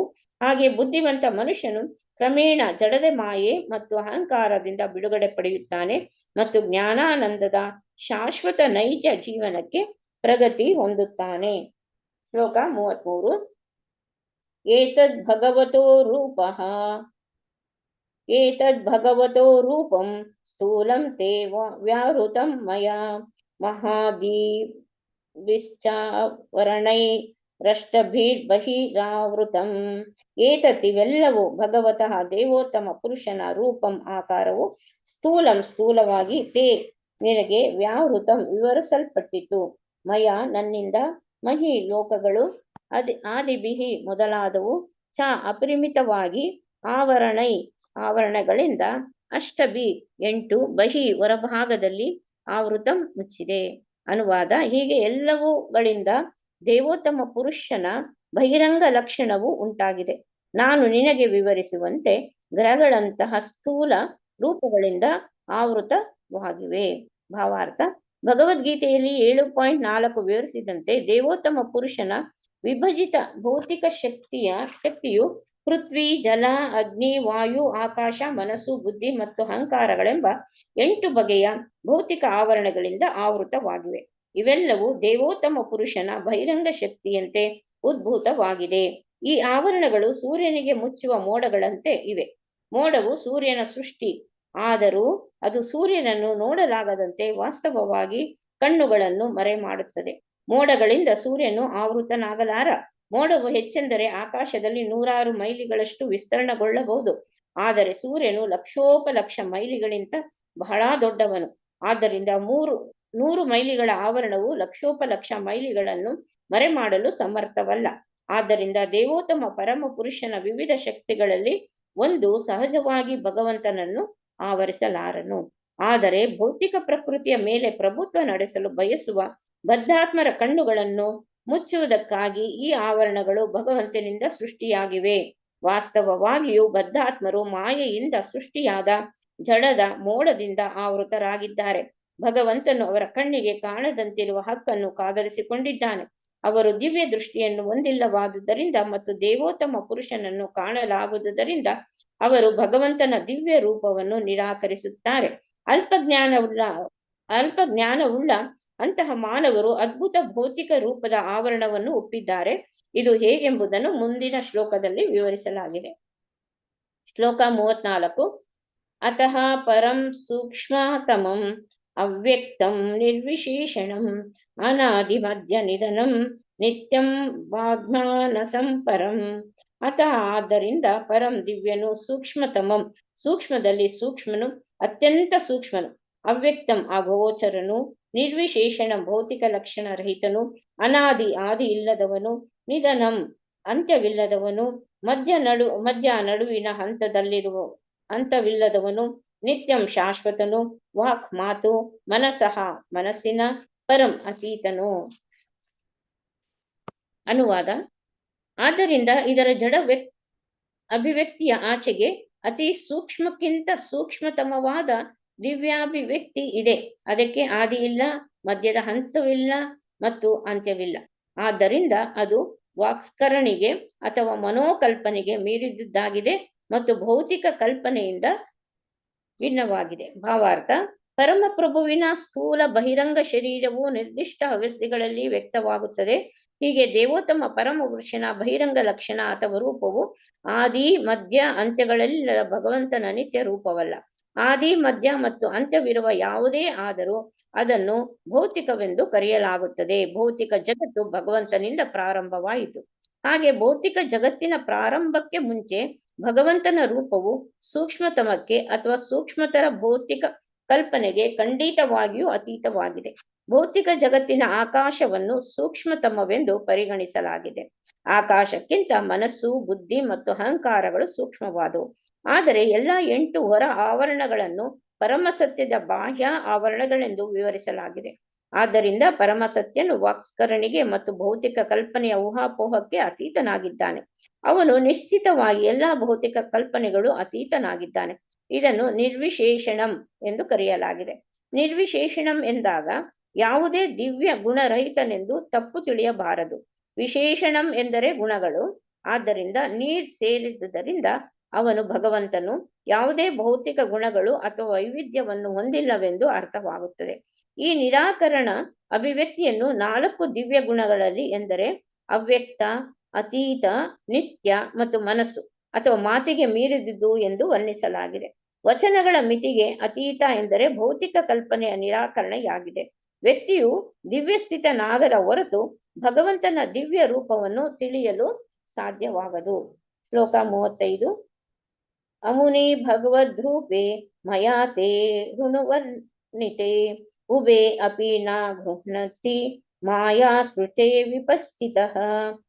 ಅಮುನಿ ಎಲ್ಲವೂ ಭಗವತ್ ದೇವೋತ್ತಮ ಪರಮ ಪುರುಷನ ರೂಪೇ ರೂಪಗಳು, ಮಯ ನನ್ನಿಂದ, ತೇ ನಿನಗೆ, ಈ ನಿಶ್ಚಿತವಾಗಿಯೂ, ಅನುವರ್ಣಿತೆ ಸರಿಯಾಗಿ ವಿವರಿಸಲ್ಪಟ್ಟಿದೆ, ಉಭೆ ಎರಡನ್ನು, ಅಪಿ ಕೂಡ, ನಾ ಗೃಹಂತಿ ಸ್ವೀಕರಿಸುವುದಿಲ್ಲ, ಮಾಯಾ ಬಹಿರಂಗದ, ಸೃಷ್ಟೆ ವ್ಯಕ್ತದಲ್ಲಿ, ವಿಪಚಿತಃ ತಿಳಿದ ವಿದ್ವಾಂಸರು. ಅನುವಾದ: ಭೌತಿಕ ದೃಷ್ಟಿಕೋನದಿಂದ ನಿನಗೆ ಈಗಷ್ಟೇ ವರ್ಣಿಸಲಾದ ಭಗವಂತನ ಮೇಲಿನ ಯಾವುದೇ ರೂಪಗಳು ಭಗವಂತನನ್ನು ಚೆನ್ನಾಗಿ ಅರಿತ ಶುದ್ಧ ಭಕ್ತರಿಂದ ಅಂಗೀಕೃತವಾಗಿಲ್ಲ. ಭಾವಾರ್ಥ: ನಿರಾಕಾರವಾದಿಗಳು ದೇವೋತ್ತಮ ಪರಮ ಪುರುಷನನ್ನು ಮೇಲೆ ಹೇಳಿದಂತೆ 2 ರೀತಿಗಳಲ್ಲಿ ಚಿಂತಿಸುತ್ತಾರೆ. ಒಂದು ಕಡೆಯಲ್ಲಿ ಅವರು ಭಗವಂತನ ವಿಶ್ವರೂಪ ಅಥವಾ ಸರ್ವವ್ಯಾಪ್ತ ಬ್ರಹ್ಮಾಂಡ ರೂಪವನ್ನು ಪೂಜಿಸುತ್ತಾರೆ. ಇನ್ನೊಂದು ಕಡೆಯಲ್ಲಿ ಅವರು ಭಗವಂತನ ಅವ್ಯಕ್ತ ಅವರ್ಣನೀಯ ಸೂಕ್ಷ್ಮ ರೂಪವನ್ನು ಚಿಂತಿಸುತ್ತಾರೆ. ಪರಮ ಪ್ರಭುವು ಜಡ ಮತ್ತು ಸೂಕ್ಷ್ಮದಂತೆ ಎಂಬ 2 ಕಲ್ಪನೆಗಳಿವೆ. ವಿಶ್ವ ದೈವೇಕ್ಯವಾದ ಅಥವಾ ಅದ್ವೈತ್ಯವಾದಗಳು ಕ್ರಮವಾಗಿ ಇವುಗಳಿಗೆ ಅನ್ವಯವಾಗುತ್ತದೆ. ಆದರೆ ವಿದ್ವಾಂಸರಾದ ಭಗವದ್ಭಕ್ತರು ಎರಡನ್ನೂ ತಿರಸ್ಕರಿಸುತ್ತಾರೆ, ಏಕೆಂದರೆ ಅವರು ನೈಜ ಸ್ಥಿತಿಯನ್ನು ಅರಿತಿದ್ದಾರೆ. ಭಗವದ್ಗೀತೆಯ 11ನೇ ಅಧ್ಯಾಯದಲ್ಲಿ ಇದು ಬಹು ಸ್ಪಷ್ಟವಾಗಿ ಪ್ರಸ್ತಾಪಿತವಾಗಿದೆ. ಅದು ಅರ್ಜುನನ ಅನುಭವದ ಪರಮ ಪ್ರಭು ಶ್ರೀಕೃಷ್ಣನ ವಿಶ್ವರೂಪದ ದಾಖಲೆಯಾಗಿದೆ. ಅದೃಷ್ಟ ಪೂರ್ವಂ ವೃಷ್ಣಿತೋಸ್ಮಿ ದೃಷ್ಟ್ವಾ ಭಯೇನ ಚ ಪ್ರಾವೃತ್ತಿತಂ ಮನೋ ಮೇ ತದೇವ ಮೇ ದರ್ಶಯ ದೇವರೂಪಂ ಪ್ರಸೀದ ದೇವೇಶ ಜಗನ್ನಿವಾಸ. 11.45 ಭಗವಂತನ ಶುದ್ಧ ಭಕ್ತನಾಗಿ ಅರ್ಜುನನು ಅವಲೋಕಿಸಿದ ಭಗವಂತನ ವಿಶ್ವರೂಪವನ್ನು ಅವನು ಹಿಂದೆ ಎಂದೂ ನೋಡಿರಲಿಲ್ಲ. ಆದರೆ ಅವನು ಅದನ್ನು ಕಂಡಾಗ ಅವನ ಕುತೂಹಲವೆಲ್ಲವೂ ತೃಪ್ತಿ ಹೊಂದಿತು. ಆದರೆ ಅವನು ಭಗವಂತನ ಅಂತಹ ರೂಪವನ್ನು ಕಂಡು ಸಂತೋಷ ಪಡಲಿಲ್ಲ, ಏಕೆಂದರೆ ಅವನ ಆಸಕ್ತಿಯು ಶುದ್ಧ ಭಕ್ತನಂತಿತ್ತು. ಭಗವಂತನ ಅದ್ಭುತ ರೂಪವನ್ನು ನೋಡಿ ಅವನು ಹೆದರಿದನು. ಆದ್ದರಿಂದ ಅವನು ತನಗೆ ಸಂತೋಷ ಕೊಡುವ 4 ಕೈಗಳುಳ್ಳ ನಾರಾಯಣ ಅಥವಾ ಕೃಷ್ಣ ರೂಪವನ್ನು ಧರಿಸುವಂತೆ ಭಗವಂತನನ್ನು ಪ್ರಾರ್ಥಿಸಿದನು. ನಿಸ್ಸಂದೇಹವಾಗಿಯೂ ಭಗವಂತನು ಅನಂತ ರೂಪಗಳಲ್ಲಿ ಸ್ವಯಂ ಪ್ರಕಟವಾಗುವ ಪರಮಶಕ್ತಿಯನ್ನು ಹೊಂದಿದ್ದಾನೆ. ಆದರೆ ತ್ರಿಪಾದ್ವಿಭೂತಿ ಅಥವಾ ಭಗವದ್ ರಾಜ್ಯವೆಂದು ತಿಳಿಯಲಾದ ಭಗವದ್ಧಾಮದಲ್ಲಿ ಶಾಶ್ವತವಾಗಿ ಪ್ರದರ್ಶಿತವಾದಂತೆ ಅವನ ರೂಪಗಳಲ್ಲಿ ಭಗವದ್ಭಕ್ತರು ಆಸಕ್ತರಾಗಿರುತ್ತಾರೆ. ತ್ರಿಪಾದಿ ವಿಭೂತಿ ಧಾಮದಲ್ಲಿ ಭಗವಂತನು ಸ್ವತಃ 4 ಕೈಯುಳ್ಳವನಾಗಿ ಅಥವಾ 2 ಕೈಯುಳ್ಳವನಾಗಿ ಪ್ರಕಟವಾಗುತ್ತಾನೆ. ಭೌತಿಕ ಅಭಿವ್ಯಕ್ತಿಯಲ್ಲಿ ಪ್ರಕಟವಾದ ವಿಶ್ವರೂಪವು ಅಪರಿಮಿತ ಕೈಗಳು, ಅಪರಿಮಿತ ಆಯಾಮ, ಹೀಗೆ ಪ್ರತಿಯೊಂದನ್ನು ಅಪರಿಮಿತವಾಗಿ ಹೊಂದಿತ್ತು. ಶುದ್ಧ ಭಗವದ್ ಭಕ್ತರು ಭಗವಂತನನ್ನು ನಾರಾಯಣ ಅಥವಾ ಕೃಷ್ಣನಂತೆ ವೈಕುಂಠ ರೂಪಗಳಲ್ಲಿ ಪೂಜಿಸುತ್ತಾರೆ. ಕೆಲವು ಸಲ ಭಗವಂತನ ಅವೇ ವೈಕುಂಠ ರೂಪಗಳು ಅವನ ಅನುಗ್ರಹದಿಂದ ಭೌತಿಕ ಜಗತ್ತಿನಲ್ಲಿಯೂ ಸಹ ಶ್ರೀರಾಮ, ಶ್ರೀಕೃಷ್ಣ, ಶ್ರೀ ನರಸಿಂಹ ಇತ್ಯಾದಿಯಾಗಿ ಇರುತ್ತವೆ. ಶುದ್ಧ ಭಕ್ತರು ಅವರನ್ನು ಪೂಜಿಸುತ್ತಾರೆ. ಸಾಮಾನ್ಯವಾಗಿ ಭೌತಿಕ ಜಗತ್ತಿನಲ್ಲಿ ತೋರುವ ಲಕ್ಷಣಗಳು ವೈಕುಂಠ ಲೋಕಗಳಲ್ಲಿ ಇರುವುದಿಲ್ಲ. ಹೀಗಾಗಿ ಅವು ಶುದ್ಧ ಭಕ್ತರಿಂದ ಅಂಗೀಕೃತವಾಗಿಲ್ಲ. ಶುದ್ಧ ಭಕ್ತರು ಪ್ರಾರಂಭದಿಂದ ಪೂಜಿಸುವ ರೂಪವೆಂದರೆ ವೈಕುಂಠ ಲೋಕಗಳಲ್ಲಿ ಇರುವ ಭಗವಂತನ ಶಾಶ್ವತ ರೂಪಗಳಾಗಿವೆ. ಭಕ್ತರಲ್ಲದ ನಿರಾಕಾರವಾದಿಗಳು ಭಗವಂತನ ಭೌತಿಕ ರೂಪಗಳನ್ನು ಊಹಿಸುತ್ತಾರೆ ಮತ್ತು ಅಂತಿಮವಾಗಿ ಅವರು ಭಗವಂತನ ನಿರಾಕಾರ ಬ್ರಹ್ಮ ಜ್ಯೋತಿಯಲ್ಲಿ ಲೀನವಾಗುತ್ತಾರೆ. ಆದರೆ ಶುದ್ಧ ಭಗವದ್ಭಕ್ತರು ಪ್ರಾರಂಭದಲ್ಲಿ ಮತ್ತು ಮೋಕ್ಷದ ಪರಿಪೂರ್ಣ ಹಂತದಲ್ಲಿಯೂ ಸಹ ಶಾಶ್ವತವಾಗಿ ಭಗವಂತನ ಆರಾಧಕರಾಗಿರುತ್ತಾರೆ. ಶುದ್ಧ ಭಕ್ತನ ಅರ್ಚನೆಯು ಎಂದೂ ನಿಲ್ಲುವುದಿಲ್ಲ. ಆದರೆ ನಿರಾಕಾರವಾದಿಯ ಪೂಜೆಯು ಅವನ ಮೋಕ್ಷದ ನಂತರ ಬ್ರಹ್ಮ ಜ್ಯೋತಿ ಎಂದು ತಿಳಿಯಲಾದ ಭಗವಂತನ ನಿರಾಕಾರದಲ್ಲಿ ಅವನು ಲೀನವಾದಾಗ ನಿಲ್ಲುತ್ತದೆ. ಆದ್ದರಿಂದ ಶುದ್ಧ ಭಕ್ತರನ್ನು ಇಲ್ಲಿ ವಿಪಶ್ಚಿತ ಅಥವಾ ಭಗವಂತನ ಜ್ಞಾನದಲ್ಲಿ ಪರಿಪೂರ್ಣ ವಿದ್ವಾಂಸರೆಂದು ವಿವರಿಸಲಾಗಿದೆ. ಶ್ಲೋಕ 36. ಸವಾಚ್ಯ ವಾಚಕತೆಯ ಭಗವಾನ್ ಬ್ರಹ್ಮ ರೂಪದೃಕ್ ನಾಮರೂಪಿ ಕ್ರಿಯಾ ದತ್ತೆ ಸಕರ್ಮ ಕರ್ಮಕಾ ಪರಃ. ಸ ಅವನು, ವಾಚ್ಯ ಅವನ ರೂಪಗಳು ಮತ್ತು ಕ್ರಿಯೆಗಳಿಂದ, ವಾಚಕತೆಯ ಅವನ ದಿವ್ಯ ಗುಣಗಳು ಮತ್ತು ಪರಿವಾರದಿಂದ, ಭಗವಾನ್ ದೇವೋತ್ತಮ ಪರಮ ಪುರುಷನು, ಬ್ರಹ್ಮ ಪರಾತ್ಪರನು, ರೂಪದೃಕ್ ಗೋಚರ ರೂಪಗಳನ್ನು ಸ್ವೀಕರಿಸುವುದರಿಂದ, ನಾಮ ಹೆಸರು, ರೂಪ ಆಕಾರ, ಕ್ರಿಯಾ ಲೀಲೆಗಳನ್ನು ದತ್ತೆ ಅಂಗೀಕರಿಸುತ್ತಾನೆ. ಸಕರ್ಮ ಕ್ರಿಯೆಯಲ್ಲಿ ತೊಡಗಿ ಅಕರ್ಮಕಃ ಬಾಧಿತನಾಗದೆ, ಪರಹ ಅತೀತನು. ಅನುವಾದ: ದೇವೋತ್ತಮ ಪುರುಷನಾದ ಅವನು ತನ್ನ ದಿವ್ಯ ನಾಮ, ಗುಣ, ಲೀಲೆಗಳು, ಪರಿವಾರ ಮತ್ತು ದಿವ್ಯ ವೈವಿಧ್ಯಗಳಿಗೆ ಒಳಪಟ್ಟು ಸ್ವಯಂ ದಿವ್ಯ ರೂಪದಲ್ಲಿ ವ್ಯಕ್ತನಾಗುತ್ತಾನೆ. ಅಂತಹ ಚಟುವಟಿಕೆಗಳಿಂದ ಬಾಧಿತನಾಗಿದ್ದರೂ ಅವನು ಅವುಗಳಲ್ಲಿ ನಿರತನಾದಂತೆ ತೋರುತ್ತಾನೆ. ಭಾವಾರ್ಥ: ಭೌತಿಕ ಸೃಷ್ಟಿಯ ಅಗತ್ಯವಿದ್ದಾಗಲೆಲ್ಲ ದಿವ್ಯ ದೇವೋತ್ತಮ ಪುರುಷನು ಸೃಷ್ಟಿ, ಸ್ಥಿತಿ ಮತ್ತು ಲಯಕ್ಕೋಸ್ಕರ ಭೌತಿಕ ಪ್ರಪಂಚದಲ್ಲಿ ರೂಪಗಳನ್ನು ಅಂಗೀಕರಿಸುತ್ತಾನೆ. ನೈಜತೆಯಲ್ಲಿ ಅವನ ಚಟುವಟಿಕೆಗಳನ್ನು ತಿಳಿದುಕೊಳ್ಳುವಷ್ಟು ಬುದ್ಧಿವಂತನಾಗಿರಬೇಕು ಮತ್ತು ಈ ಭೌತಿಕ ಜಗತ್ತಿನಲ್ಲಿ ಭೌತಿಕ ಪ್ರಕೃತಿಯು ಸೃಷ್ಟಿಸಿದ ರೂಪವನ್ನು ಅಂಗೀಕರಿಸಿ ಅವನು ಅವತರಿಸುತ್ತಾನೆಂದು ತೀರ್ಮಾನಿಸುವ ಪಕ್ಷಪಾತಿಯಾಗಬಾರದು. ಭೌತಿಕ ಪ್ರಕೃತಿಯಿಂದ ಅಂಗೀಕೃತವಾದ ಯಾವುದೇ ರೂಪವು ಭೌತಿಕ ಜಗತ್ತಿನಲ್ಲಿ ನಡೆಯುವ ಪ್ರತಿಯೊಂದರ ಬಗೆಯೂ ಒಲವು ಹೊಂದಿರುತ್ತದೆ. ನಿಶ್ಚಿತ ಅವಧಿಯ ಭೌತಿಕ ಚಟುವಟಿಕೆಗಳನ್ನು ಮಾಡಲು ಭೌತಿಕ ರೂಪವನ್ನು ಒಪ್ಪಿಕೊಂಡು ಬದ್ಧಾತ್ಮನು ಜಡ ನಿಯಮಗಳಿಗೆ ಒಳಪಡುತ್ತಾನೆ. ಆದರೆ ಇಲ್ಲಿ ಈ ಶ್ಲೋಕದಲ್ಲಿ ಭಗವಂತನ ರೂಪಗಳು ಮತ್ತು ಕಾರ್ಯಗಳು ಬದ್ಧಾತ್ಮರದಂತೆಯೇ ತೋರಿದರೂ ಅವು ಪ್ರಕೃತಿಗೆ ಅತೀತ ಮತ್ತು ಬದ್ಧಾತ್ಮನಿಗೆ ಅಸಾಧ್ಯವಾದುವು ಎಂದು ಸ್ಪಷ್ಟವಾಗಿ ಹೇಳಲಾಗಿದೆ. ದೇವೋತ್ತಮ ಪರಮ ಪುರುಷನಾದ ಅವನು ಅಂತಹ ಚಟುವಟಿಕೆಗಳಿಂದ ಸದಾ ಆಬಾಧಿತನಾಗಿರುತ್ತಾನೆ. ಭಗವದ್ಗೀತೆಯಲ್ಲಿ 4.14 ಭಗವಂತನು ಹೇಳುತ್ತಾನೆ, ನಾಮಾಂ ಕರ್ಮಾಣಿ ಲಿಂಪಂತಿ ನಮೇ ಕರ್ಮ ಫಲೇ ಸ್ಪೃಹ ಇತಿ ಮಾಂ ಯೋ ಅಭಿಜಾನಾತಿ ಕರ್ಮಭಿರ್ನಾಸ ಬದ್ಧತೆ. ಭಗವಂತನು ತನ್ನ ವಿವಿಧ ಅವತಾರಗಳು ಮತ್ತು ವ್ಯಕ್ತಿತ್ವಗಳಿಂದ ಅವನು ಮಾಡುವಂತೆ ತೋರುವ ಚಟುವಟಿಕೆಗಳಿಂದ ಎಂದೂ ಬಾಧಿತನಾಗುವುದಿಲ್ಲ. ಕಾಮ್ಯ ಕರ್ಮಗಳಿಂದ ಯಶಸ್ಸನ್ನು ಸಾಧಿಸುವ ಯಾವ ಬಯಕೆಯನ್ನು ಅವನು ಹೊಂದಿಲ್ಲ. ಭಗವಂತನು ಸಂಪತ್ತು, ಬಲ, ಯಶಸ್ಸು, ಸೌಂದರ್ಯ, ಜ್ಞಾನ ಮತ್ತು ವೈರಾಗ್ಯಗಳೆಂಬ ತನ್ನ ವಿವಿಧ ಶಕ್ತಿಗಳಿಂದ ಪೂರ್ಣನಾಗಿದ್ದಾನೆ. ಆದ್ದರಿಂದ ಅವನು ಬದ್ಧಾತ್ಮನಂತೆ ದೈಹಿಕ ಶ್ರಮ ಪಡುವ ಕಾರಣವಿಲ್ಲ. ಆದ್ದರಿಂದ ಭಗವಂತನ ದಿವ್ಯ ಲೀಲೆಗಳ ಮತ್ತು ಬದ್ಧಾತ್ಮರ ಚಟುವಟಿಕೆಗಳ ನಡುವೆ ವ್ಯತ್ಯಾಸ ಮಾಡಬಲ್ಲ ಬುದ್ಧಿವಂತ ವ್ಯಕ್ತಿಯೂ ಕೂಡ ಚಟುವಟಿಕೆಗಳ ಪರಿಣಾಮಗಳಿಗೆ ಬದ್ಧನಾಗುವುದಿಲ್ಲ. ಭಗವಂತನು ವಿಷ್ಣು, ಬ್ರಹ್ಮ ಮತ್ತು ಶಿವನ ಹಾಗೆ 3 ಪ್ರಕೃತಿ ಗುಣಗಳನ್ನು ನಿರ್ವಹಿಸುತ್ತಾನೆ. ವಿಷ್ಣುವಿನಿಂದ ಬ್ರಹ್ಮನು ಜನಿಸಿದನು ಮತ್ತು ಬ್ರಹ್ಮನಿಂದ ಶಿವನು ಜನಿಸಿದನು. ಕೆಲವು ಸಲ ಬ್ರಹ್ಮನು ವಿಷ್ಣುವಿನ ಒಂದು ವಿಭಜಿತ ಭಾಗವಾಗುತ್ತಾನೆ, ಮತ್ತೆ ಕೆಲವು ಸಲ ಸ್ವಯಂ ವಿಷ್ಣುವೇ ಬ್ರಹ್ಮನ ಸ್ಥಾನವನ್ನು ತೆಗೆದುಕೊಳ್ಳುತ್ತಾನೆ. ಹೀಗೆ ಬ್ರಹ್ಮನು ಬ್ರಹ್ಮಾಂಡದಲ್ಲೆಲ್ಲ ವಿವಿಧ ಜೀವರಾಶಿಗಳನ್ನು ಸೃಷ್ಟಿಸುತ್ತಾನೆ. ಎಂದರೆ ಭಗವಂತನು ಪೂರ್ಣ ಅಭಿವ್ಯಕ್ತಿಯನ್ನು ಸ್ವಯಂ ತಾನು ಅಥವಾ ತನ್ನ ಅಧಿಕೃತ ಬದಲಿ ನಿಯೋಗಿಗಳ ಮೂಲಕ ಸೃಷ್ಟಿಸುತ್ತಾನೆ. ಶ್ಲೋಕ 37ರಿಂದ 40.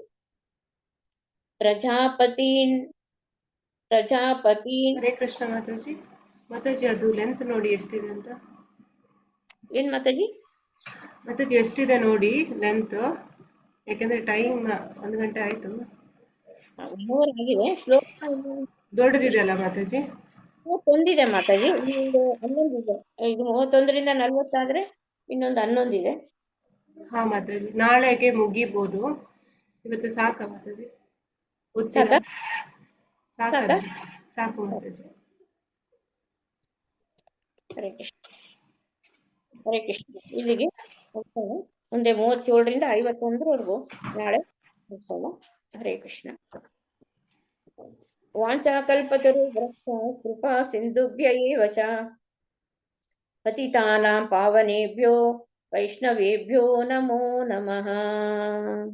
ಹರೇ ಕೃಷ್ಣ ಕೃಷ್ಣ ಕೃಷ್ಣ ಹರೇ ಹರೇ, ಹರೇ ರಾಮ ರಾಮ ರಾಮ ಹರೇ ಹರೇ, ಹರೇ ಕೃಷ್ಣ ಕೃಷ್ಣ ಕೃಷ್ಣ ಹರೇ ಹರೇ, ಹರೇ ರಾಮ ರಾಮ ರಾಮ ಹರೇ ಹರೇ. ಹರೇ ಕೃಷ್ಣ. ಎಲ್ಲರಿಗೂ ವಂದನೆಗಳು. ಈ ಒಂದು ಅವಕಾಶವನ್ನು ಮಾಡಿಕೊಟ್ಟು ನಮ್ಮ ದೇವಸ್ಥಾನದವರಿಗೂ ವಂದನೆಗಳು. ಹರೇ ಕೃಷ್ಣ ಮಾತಾಜಿ. Thank you Mataji. ನಿಮ್ಮ ಥ್ಯಾಂಕ್ ಯು ಫಾರ್ 100.